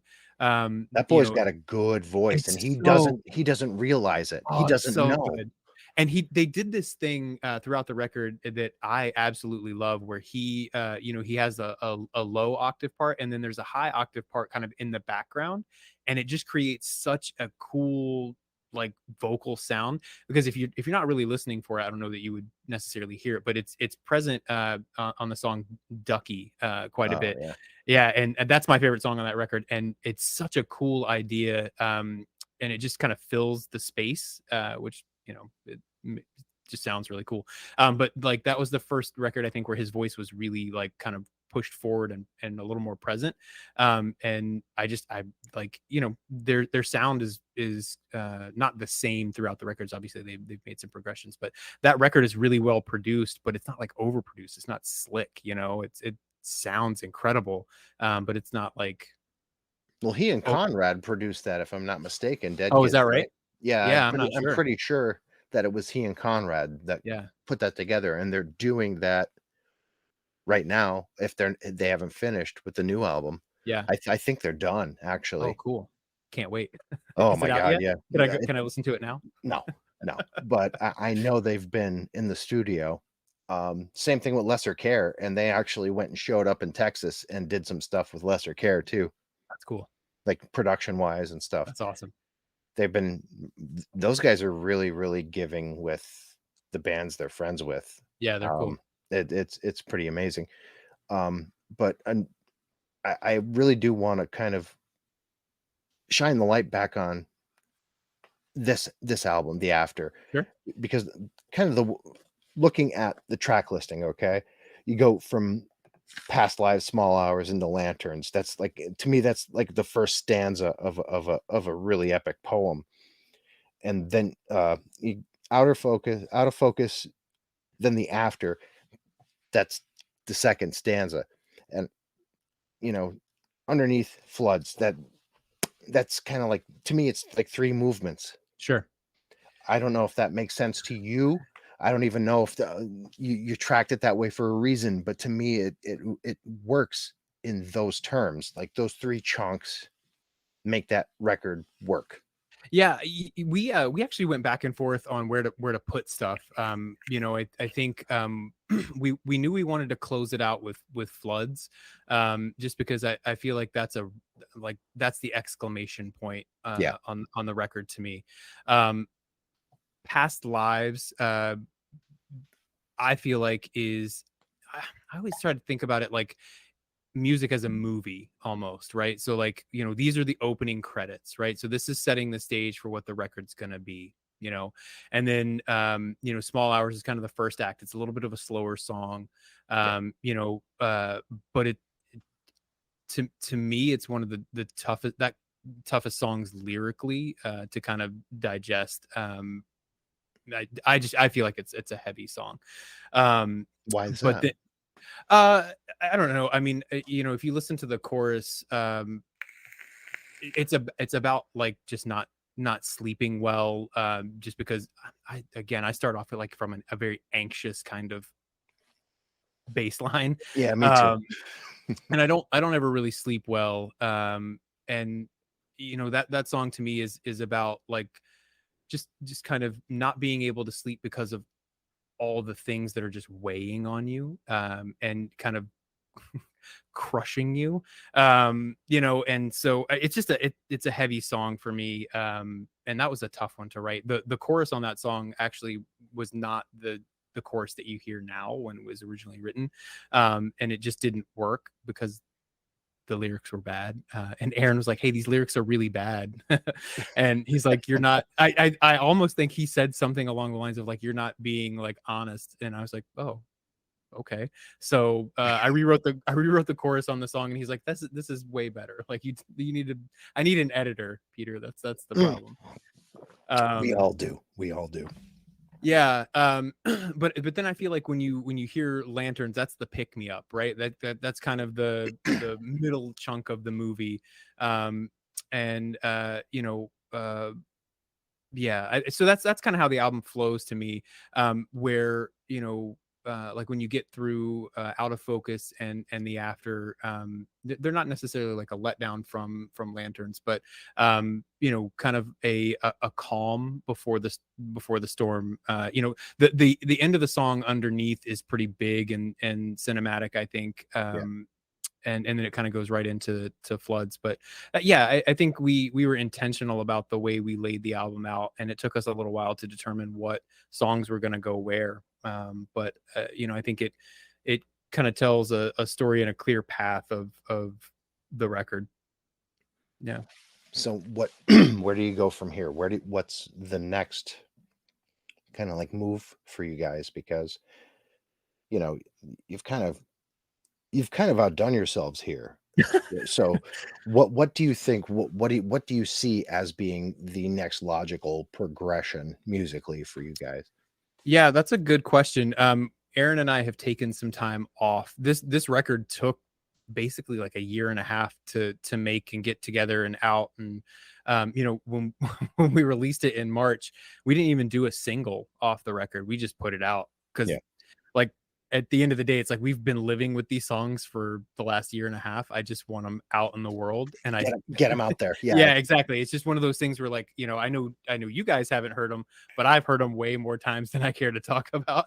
So I need them out in the world so that everybody else can hear them. And I don't have to just like hold on to them anymore. So, but I think we've talked about maybe doing more singles here and there. And then maybe an EP. This like writing an album is really hard. Yes, it is. It is, and that's where it when you look at somebody like Tom from Old Moon, like he just releases things that are consistently good, one right after the other. I can't do that. Well, there's a So lot of woodshedding in what Tom does. yeah, Don't let him fool you. Like anyone who makes really good music, for every great song, there's probably four not so great ones. It's just yeah, the that's a good nature of the point. beast, you know? We had to kill a couple of songs that I thought were like good songs, but just didn't fit the tone of the record, or didn't make sense, or just didn't sound like us. And so we've had to do that too, and that's always kind of a bummer, especially when you get to the end of writing that song and you record it and you're like, this is a good song, but it doesn't make any sense on our record. Yeah. Oh, that sucks. But I think next steps for us, we've taken a much needed break here over the last couple of months. Like, I do all the social media promotion and all of that, so I'm still kind of in it. But we haven't talked about really what the next thing will be. I've got a couple of ideas that I'll send to Aaron, and we'll kind of go from there. But I think by and large, we are just going to take like a small break from writing and that kind of thing for a little bit. Just because this wore us out, and it's one of those that, I don't want the next stuff to sound like the after, and I don't want it to maybe be the same tone, thematically. So I think we just kind of need to reassess what the next thing will be, so, yeah. I've been listening to a lot of like really heavy shoegaze lately too, so I don't know if that's going to be rearing its ugly head, but we'll see. I mean, as much as we all love shoegaze, everybody's doing shoegaze. I know. Yeah, and it's it's one of those things that's really tough to do and do well. I mean, there's a couple of bands out there that I think are doing it really well. But I'm as I'm sitting here, I'm looking over at my Jazz Master, and I'm just like, I could probably just we'll just tune that down and and just put a lot of reverb and distortion on it. My Bloody Valentine, the shit right out of it. Yeah. Yeah, exactly. Yeah. So yeah, I think to answer your question, we're not really sure. And I don't know what the next stuff is going to sound like. But I think it'll sound cool. There's a couple of things that I've written that might be last year's songs that are a little more like rock and roll and a little more upbeat. I'd like to write something that's upbeat, and like a little more driving. So maybe we'll go down that road. See, I think you'd be really good at that if Lanterns is any indication, because like I'd said, it's very triumphant, very poppy in the best connotation of the term poppy. It drives. It drives in a big way. Like I said, when I listen to it, and I've listened to it a lot, I drive around and I'm like, you know what I mean? Like it's got an almost Springsteen yet very Pat Benatar thing going on that in the best way possible. I know that may sound weird or bad to some people, but to me, this is the first time we've ever been compared to Pat Benatar, and I'm all for it. I'm all in. I love it. I met Pat Benatar. What a great lady. Oh, that's cool. Yeah. She played the casino that I'm the plumber at, and wow, was she cool. Yeah. Like we were setting up staging for her. Don't ask me why a plumber was doing stagehands work, but that's just kind of like the nature of the beast, because I'm in a maintenance department at a casino, and man, was she cool. Like way cooler than most of the lower tier bands like Eddie Money. Fuck you, Eddie Money. Oh, and like that's disappointing, man. Shaken is one of my favorite songs. Yeah, I mean, he makes good music, but he also steals packs of cigarettes off of security officers. That's the kind of guy. He was blown out of his head. You could tell he was doing coke all fucking night. Yeah, I'm outing him. I don't give a fuck. Fine. Who cares? It's Eddie Money. Who cares? Yeah, it's Eddie Money. I always think it's really cool when you meet people who are of that ilk, who are just like kind and nice to be around.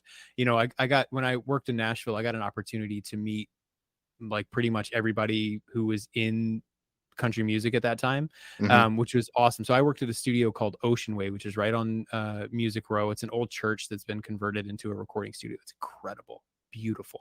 Tim McGraw used to come there all the time, and this is what Tim McGraw is huge. He's Tim McGraw, like he's big. So the story that I have about him is I was working client services at this studio. And it's basically, you're a gopher. You make $8 an hour. You go get stuff for them. Well, he sent me out to go get a bunch of wine for them because they were having like a party. They had just finished the record. And so I brought it back, and I had walked out the front door, and it was a 2-tier. So like there was a like basement level where, they could sit and hang out, and you could come out and smoke. Well, I was on the top tier, and I'm out on the phone, and I was smoking a cigarette at the time, and I feel something hit the back of my foot. And I was like, well, let me call you back. And I look at the bottom, and it's like a crumpled up piece of paper. Well, I pull it out, and it's $100 bill. I'm like, what the hell is this? And I look down, and Tim McGraw is just like looking at me, and he throws me another one. And you gotta imagine, right? So I'm living in Nashville in a crappy apartment, like barely making rent. And Tim McGraw just gave me $200. And I was like, you don't have to do that. He's like, I know I don't have to do it. He's like, just a thank you, like, for all of your help and blah, blah, blah. And I was like, what a cool gesture. That's awesome. For somebody who is in his position to like reach out to somebody, who's in my position, like, kind of barely making ends meet. So any chance I get, I tell that story because he was such a nice guy, you know. So That's really cool because most of my stories with people who are famous or quasi-famous, with the exception of the band Tool, who, yeah, oh God, were they fucking great guys. really, that's interesting. I They would are not have thought that actually. they are great dudes. Yeah, Great interesting. dudes. ISIS was opening up for them, and I have friends in the band ISIS. I love ISIS. Oh, yeah, they're And awesome. oh, so good. Yeah. And ISIS was opening up for him at a sporting arena nearby. And my friend and I were backstage with Aaron and everybody from ISIS. We meet Tool. And they were just impossibly cool. That's awesome. Now, my best friend, who was in a pretty important band in the early 2000s in hardcore called an Albatross, he was also a roadie for the ska band Less Than Jake. Okay. Less Than Jake went on tour with Bon Jovi. Such a weird tour. They were I on love Less Than Jake, by the way. yeah, me They're too. so great. Yeah. Vinny and those guys are great dudes. Yeah. And they were opening up for Bon Jovi because they were on the same. They were both on Capitol Records. Yeah. Same arena that I met Tool at with the same best friend Jay, and we were backstage. We stole a case of Richie Sambora's Grolsch beer right from outside of his dressing room Those are the glass bottles with the flip tops. like flip tops, yeah. Yeah. So we were drinking his beer, and then like maybe a couple minutes later, Richie and John Bon Jovi and everybody else from the band come into Less Than Jake's dressing room, and they were impossibly cool too. That's awesome. I just feel like you wouldn't expect that, you know. And I just stole the dude's beer, and he comes in, and there's these scummy, sweaty, tattooed punk rock dudes drinking his beer and like making fun of him, like, yeah, fuck that guy and his long hair. Nicest guy. Yeah. I'm such a dick. I'm such a dick. I'm sorry, Richie Sambora. I'm sorry. You just outed yourself. Oh man, that's tough. Well, yeah, no, you know, that's honest, is what that is. Yeah, no kidding. It's always really cool when people of that ilk are cool, you know, because they have every opportunity to not be cool to you. And I've got some stories about some people who were really not cool, and Oh yeah. you know, I think that would, you know, be surprising. But I also met Bob Seger one time, which was really awesome. He came in and he was doing vocals on a record at Ocean Way, and I went and got him some cigarettes, and he hands me I give him cigarettes, and he's like, "Hey, can you hold this for a second?" He hands me a t-shirt, and I grabbed the t-shirt, and it was soaking wet with sweat. And so I'm just like standing there with Bob Seger's sweat just rolling down my arm. And I'm like, this is the most disgusting thing I could possibly think of. Yeah. That was rough. At least he wasn't a dick. No, he was awesome. He was super cool. Yeah. Yeah, I took my mom to see Bob Seger once. She loves him. That's cool. I do not. No. No. He's fine. Yeah, my dad was a big fan. He was fine. My dad's like, "Did you get his autograph?" No, I can't. Like, I'm working. Get out of here. Yeah. Like, I think probably the worst was Vince Neil. I could see that. Which broke my heart because Yeah. when I was a kid, I loved the first 2 Motley Crue records so much. Yeah. So much. And we were instructed, like, because I'm around bands all the time myself, because they play at the casino. And I've had some really fucked up things said to me by these people. Like the Bacon Brothers played, and I always liked Kevin Bacon's movies. I mean, especially that Stir of Echoes was brilliant. Yeah, and he's running around in Dead Kennedys t-shirts and stuff. I'm thinking he's got to be cool. He's wearing a Dead Kennedys t-shirt. Yeah, we walked in and he said, "Don't fucking look at me." You're kidding. To me, and I'm there holding his amp. I'm like, "Fuck you." I put it down and walked away. I'm like, "I'm gonna go fix toilets. You can go fuck yourself in your mullet." Wow. But yeah, he's a cunt. And the worst is this roadie looking guy comes walking through when Vince Neil is playing, not with Motley Crue, but solo. Oh, sure. And Vince is coming through in a minute. Clear the hallway. If you're in the hallway when he comes through, don't look him in the eye. I said, "Don't worry. I don't give a fuck about Vince Neil." And the guy looked at me and he like turned white. I'm like, no. Listen, I don't give a fuck about you or Vince Neil. Yeah, This is my casino. You're a guest. love And it. the guy just kept walking. It was Yeah. beautiful. If my coworkers hear this, I'll probably get fired. I don't care. He was a dick. Yeah, Dick. there's no need, right? Like that's Yeah. the hard part is there's no need. Like I think um like if you're just a dude, like Yeah. pump your brakes, man. You're just some dude. Like it's not a big deal. Yeah. About 25 years past your prime, dude. Yeah. Yeah, exactly. Oh man, that's funny. But Yeah. like surprisingly, like Tool were great guys. Yeah, that they were a big band for me when I was younger.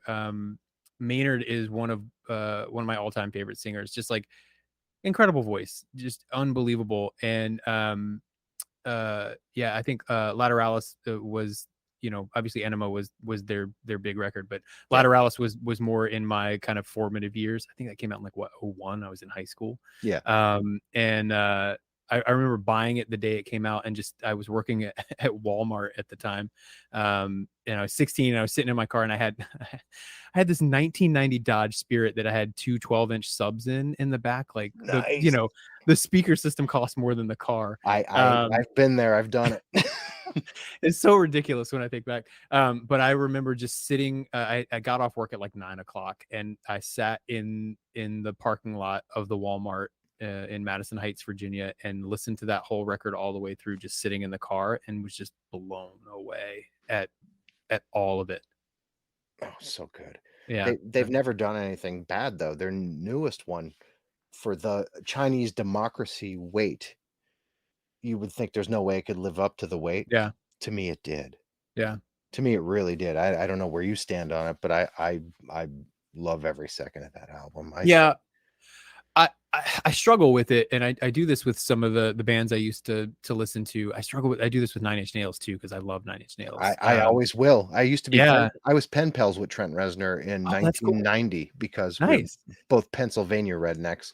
Yeah. Um, I don't struggle with him at all though, because everything he's done, in my opinion, is gorgeous.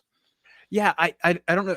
I don't know what it is about me, but it always just, like, when I listen to those bands, it brings me back to where I was at like the time that I first heard them, and I was super into them. Mhm. And like a lot of times I don't like that.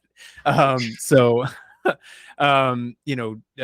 but with Tool, it just to me, that new record just feels a little bit like they're rehashing some of the same, like, progressions and kind of melodies and that kind of stuff. And it's good. It's Tool. It's 100% Tool. I just feel like I'm in the camp of like, well, I already heard the better version of that. Yeah, yeah, So I could see that, but there's there are a couple moments on that one where I can tell that they're still in it for the right reasons, yeah, and there's still something very spiritual about what they do, and that to me, that lends authenticity to it. yeah, But I'm my point of view may be very skewed because I've always liked everything they did. So yeah, yeah, yeah. I think 10,000 Days record, was that the one that was after Lateralis, right? And correct. I think for me it was just like, well, you haven't been around for a while, and I've grown into, like, I guess, a different person from when I listened to Lateralis, and I don't know if that same person is interested in what they're doing now. What I mean? Does that make sense to say? Yeah, yeah, Yeah. absolutely. So it's just like the newer Dillinger stuff before they quit. Like, it's very good. I'm just not in that space anymore. Mhm. So like I will listen to it, but it doesn't hit me the same way like Miss Machine hits me, you Yeah. know. So I guess that's kind of what I mean by that. No, Like, and it's also, yeah, it's it's also real good, and they're doing what they do best, and I mean, they're incredible at what they do. It just doesn't resonate as much with me as it did. well, so, like, with the exception of, like, your soft kills and stuff like that, what does resonate with you now? Where are you at, uh, musically? Like, not only just what's current, but in, canon that still resonates with you? What still hits you in those sweet spots? Yeah, I mean, I still listen to all of those AFI records. That I listen to that stuff a lot. I'm trying. So, like I said, The Cure, you know, is on repeat pretty frequently. And Even honestly, that Galore? no, Yeah, no, we all hate Galore, right? it's mostly Disintegration. Honestly, like if I'm gonna listen to The Cure, I just put that record on and kind of let it ride out from start to finish. But that's really honestly about it, because I listen to I listen to a lot of the War on Drugs. I don't know if Oh, you're a they're fan of. great. Yeah, they're Yeah, great. I just saw them in Boston back in January, and they played for 2.5 hours with no opener. And I was just like, wow, like this isn't, you guys are bananas. That's a lot. But that record from 2017, a Deeper Understanding, Mhm. was on repeat for me. Their new one is also very good. But yeah, I listened to them quite a bit. Cloakroom is really good. Yep. I've been listening to a lot of Slow Crush too. Mhm. Really like those guys. You know, like the heavy shoegaze. I told you, kind of in Yeah. that vein right now. But yeah, that's like a lot of the stuff that I'm listening to currently. I actually got back into Peter Murphy quite a bit Oh, here Peter recently. Murphy never sucks. Never ever Yeah, sucks. no, I Never know. ever sucks. It's one of those things where it's just like, oh man, I forgot how good Peter Murphy is. He really just there's something about the actual sound of his voice that no matter what the music is that surrounds it, Yeah, it's very creepy. yeah. He's a creepy guy. I don't know if you've seen on YouTube where it was Trent Reznor, Atticus Ross, band, Peter Murphy. And they did warm leatherette, right? Wasn't that the? They did Warm Leatherette, Yeah. they did a bunch of Bauhaus songs.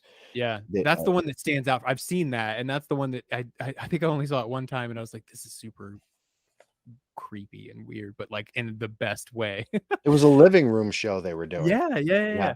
Yeah, that was cool. No, I love his voice. And again, it's one of those where it's like he's such a unique singer, you know, where he when you hear Peter Murphy, you're like, that's Peter Murphy. Mhm.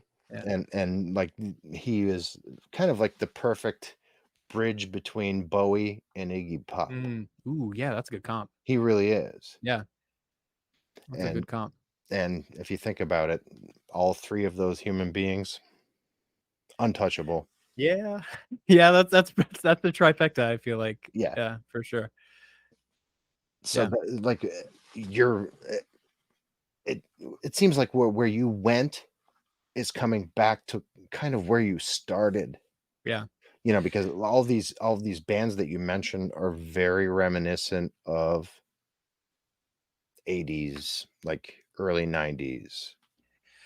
Yeah, I feel like you know, it's one of those like I don't know. I read somewhere that like whatever you dress like when you're like 25 is how you dress for the rest of your life. And I feel like the music that I was listening to when I was like, you know, 18 to 25 is just the music that I listened to for the rest of my life, you know. Yeah. Um and you listen to the same records, and you know, I'm glad to hear new stuff that is good, but I always feel like you come back to that stuff. Like again, you know, I'll revisit songs from The Big Chair or The Hurting, Mhm. and just like put those on and just listen to them straight through. I was listening to a lot of Tom Waits actually today. That's A buddy of mine and I were talking. He's like, "Do you like Tom Waits?" And I was like, "Is that a serious question? Like, yeah, like what? Really? wait, what?" But Closing Time, that first record of his, where it's just him in a piano, is Yeah. so beautiful because you can hear him just like creaking around in the chair and like stuff shuffling, and it's just such a cool record. I think it came out in like 73 or something, but Yeah. you know, it sounds absolutely nothing like any of the later stuff.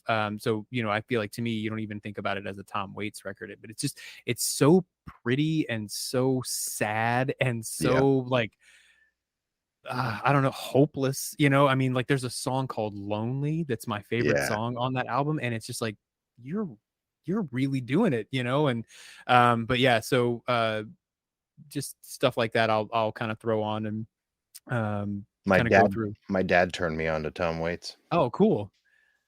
Yeah. My dad turned me on to Blue Oyster Cult, so I don't.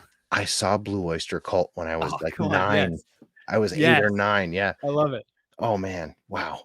Wow, Yeah, I they were so goth when there was no goth. God, yeah.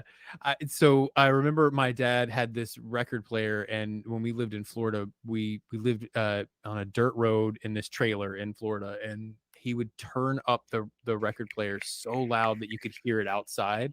And it was whatever record that Godzilla song was on, and he Oh would yeah, just yeah. play it over and over and over again. And so yeah, oh, Blue Oyster Cult. That's proto punk. Yeah, That's proto they're punk great. for Yeah, they're sure. great. They used to cover the MC5. They That's covered Kick awesome. Out the Jams. Yeah, yeah, good old Blue Oyster Cult. But they're like bringing it back to all that though. There's a taste now for all of this too. Yeah, What you're doing right now, there's a taste for it. yeah, And I'm not accusing anyone of pandering to it because everyone's doing it a little differently. sure. You know, you don't sound like Soft Kill, who doesn't sound like Lesser Care, who doesn't sound like Old Moon, who doesn't sound like Catholic School. But like there's a scene without there being a scene. Yeah. Yeah, that's cool. You know, I think when we first put stuff out, you know, I don't really even know how to classify it, and that's really tough. Like if you're, you know, we kind of go through a couple of different genres, you know, Yeah. and so it to me, we don't have a foot in one genre more than another, which makes it difficult to market, Yeah. because you know you're not like we're not shoegaze, we're not post punk, we're not synthwave, we're kind of like a you know a melding of all of that stuff. But when we first were doing stuff, we were kind of in the synthwave vein, and the synth pop kind of vein. And you know, there's just a lot of like super generic stuff out there because you can buy a laptop, get Logic, and then you can just like download these MIDI packs and just like make music without actually making music, which is insane to me. Yeah. You know, and I mean, it is what it is, and it's fine. But there's so much like cookie cutter stuff out there that just like you know, again, doesn't resonate. So I think it's important to try to set yourself apart in some form or fashion, you know, and make something that is authentic and sounds like you know. And Mhm. I feel like there's a lot of you know, in electronic music especially, like it a lot of it does have you know feeling and but a lot of it just sounds like everything else. Like if you know you're a synthwave artist, like how do I differentiate you from the other 200 synthwave artists that are there? You know what I mean? We're all using the Yeah. same patches, you know, we're all using the same stuff.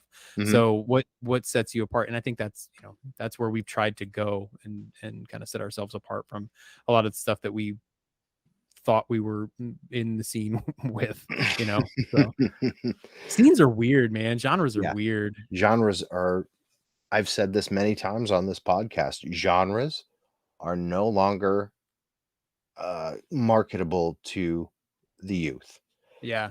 Young people, I think in this day and age more than any other, really know how to discern between what's good and what's shit because Yeah. they don't care when I was growing up, for example. You know, with the exception of some of the more popular stuff, and what was popular when I was younger was Jane's Addiction Ooh. and, you know, like really great shit. Yeah. I was a hardcore kid, and if it wasn't on Revelation Records or, you know, Wishing Well or Schism or something, and it wasn't Gorilla Biscuits, it wasn't Warzone, it wasn't Sick of It All, then I pretty much called you a poser if you listened to it, Yeah. you know?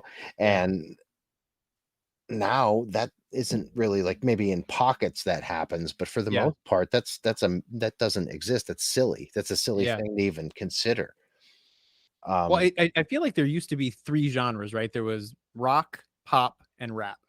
yeah. And I feel like MTV had a lot to do with that, Mhm. honestly. But you know, now it feels like there's just so very many genres and subgenres that it almost doesn't even really matter. Like I think the Yeah. question is just more is like, do you like it? Is You it know, or do you like it is and it is it good? good? Yeah. Is it good Yeah. is what it really breaks down to. Yeah. And I think right now there's so much good happening that if there isn't someone around to curate all of the good, Yeah. it could kind of get lost. Oh, that's fair. Yeah. You know what I mean? Yeah. And I think that's another, like, outside of the fact that my wife pushed me into making a podcast because she was sick of me just hanging around the house and, you know, kiss the baby, wash the dishes, make a 4-course meal for no goddamn good reason. She's like, you used to you used to make a fanzine. Yeah, I used to make a fanzine. I used to make a few fanzines outside of being in bands. Why don't you do a podcast? Yeah. You have a deep voice. You talk a lot of shit. You have a lot of opinions. Yeah. Why, and you know a lot of bands. Just go do it. And That's all you need. You met all the criteria. I met all the criteria, and I got out of her goddamn hair. I love it. But you know that, like, what was seemed to me to be kind of missing is somewhere to curate all of this. Yeah. And of course, I'm of the opinion where I think my taste in music is better than everyone else's. So I may as well start curating some music and say, That's like, awesome. here's what you need to listen to, Yeah. everybody. Yeah, no, but I think that's cool, you know, and I think you know, we used to have stuff like that. Mhm. You know, and it was obviously it was much more I think driven by like major labels and stuff. But honestly, I Yeah, don't, you know, labels don't even matter at this point, you know, like it's no. so easy to release music without a label. And, you know, I've had one dealing with one label and it was not great, you know. Yeah, We did cassettes of Future Ghost through a small label in that, Italy, yeah, I know, and I have oh, it. awesome. I have Thanks, it. man. Yeah, That's awesome. Um, and it was like it was just a weird experience. Like, you know, I don't want to like dog them out or anything, but like, you know, I did all the promo. You know, they didn't really help with a lot of that stuff. Like, they footed the bill for the cassette, which is awesome. But you know, I had to hustle to get those, you know, sold. And there was like a bunch of them that got like lost in the mail, you know, that kind of stuff. And it's just like, come on, guys, you know. yeah. So but I don't even think you really need that these days, unless you're doing like physical media. It's super helpful, but it's nice to be able to just kind of put stuff out and like get it from, you know, like farm to table almost, right? Like from Yeah. my lips to your ears kind of thing. So Yeah, and that's another point I kind of made up, like with Tom, especially with Old Moon. It's like direct to ear. yeah, What he was doing for a good while there, and he still kind of is, because he forgoes a lot of the nonsense with the physical media. You know, right to Bandcamp. It just, you know, he didn't even produce stuff for a while there. yeah, You know, he just recorded it and a quick little like tweak of a master, yeah, and out it went. yeah, And that was part of the charm and part of the appeal. But that works for what he does. It may sure, not work for others, but the fact that now you could conceivably get together with your partner and bang out 2 or 3 songs and just drop them, and that's more than okay. yeah. That's way more than okay now. There's no need for any pomp and circumstance. It just kind of is what it is. Yeah, I honestly feel like in the dealings that I've had with a couple of labels and just like a couple of my friends who are in the synthwave scene who are on labels, they just have a hassle. It's just a hassle, you know. Mhm. Like you know, you've got to figure out, well, you know, well, so and so is releasing on this date, you can't release on that date. Well, that sucks. Why not? I want to release on that date, you know. Or Yeah. and it's just like, well, this is all silly and this is all made up. Like who cares? Just really put it out. Who cares? You Mhm. know. So that's nice, that we, you know, we don't have to worry about that. The royal, we like the collective, we don't have to worry about that. You know, like you said, we can write something, you know, record it, mix it, and put it out the next day if we want. And there's something kind of freeing about that. So yeah, that's interesting. Yeah. It's a good time. It's a good time to be making music. It's an exceptionally good time to be making the type of music you're making. Yeah. And you know, I really applaud this release. I really hope my listeners get out there and listen to this, because it really is exceptional and it really does stand out. You know what I Awesome. mean? Yeah. It's an important piece of work, because no one else is doing anything quite like it.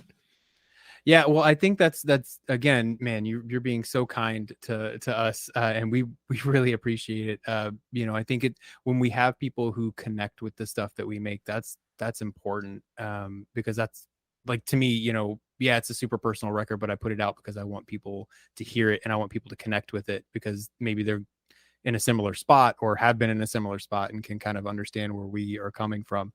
So to hear you say stuff like this is incredibly humbling and very, very kind. So No, it's my pleasure, believe me. So if you were to leave everyone with kind of like a byline or an impression of what you would want them to take away from what you do, what would it be? I just would want people to understand, and maybe take away that what we do is really genuine, and it comes from a place of love and hurt and pain and loss, and just a very human place, because those are all things that we all kind of go through and feel, and in varying stages. But I think just we try to make something that is really genuine and really personal. So if people connect with it, that's incredible. If they hate it, that's also okay. Right. We're not going to please everybody, but I think we try to do the best thing that we think that we can do, and I think the biggest thing is just we want it to come across as something that's really genuine and meaningful to us. Well, with that being said, I will let you go this evening because I am pretty tired myself. But Yeah, you've had a day, man. I I've had appreciate one hell of a day. This has No. been really fun. It's my pleasure. And listen, when the next thing comes along, even if the next thing doesn't come along, a couple months go by, would you like to come on again? Of course, yeah. Talk This has about been. music more because we have an awful lot in common. I was thinking the same thing. Yeah, this has been really fun just to chat with somebody who has very similar taste in music and all of that. So this has been really a blast. So Likewise, my friend. yeah, cool. All right. You have a good night, my friend. I will You talk too. to you again soon then. All right, see you, man. Take care. All right, my friends. That was Drew of The Last Years. Incredible conversation. I normally have those sorts of conversations with my guests, but it just so happens that he and I have an incredible amount of bands that we like in common. Our tastes are congruent, overlapping, just on par with one another. Many of the bands he has mentioned, we also happen to have relationships with. The Soft Kills, Lesser Cares, Old Moons of the world, all sort of part and parcel to the oeuvre of this show. As you've heard, we went to a lot of very emotional, very dark places, which we tend to do here. Be that as it may, he has created, along with his partner, a very, very substantial, very well done, beautiful album. And as I'd said, part of it sounds like it could have existed 30 years ago. But then again, there's no way it could have, because it's informed so much by all of these modern groups that we both have in common as well. It's a beautiful merging of the two. And you heard it. Drew will be back with us again sooner than later. So in closing, everyone, we're under some very strange weather, both psychically and physically in this world. It's 97 degrees right now in the forests of northeastern Pennsylvania. It's 100 and some degrees in England. We have really destroyed this planet. Let's not destroy each other in the process. Just find something to love about the person you like the least in your life, and let them know, although you may not see eye to eye, you still care that they're alive. In closing, he's been Drew. I've been Peter. You've been beautiful. From 3:33 a.m. Studios, this has been the Book of Very, Very Bad Things podcast. Take care of each other, everyone. Good night.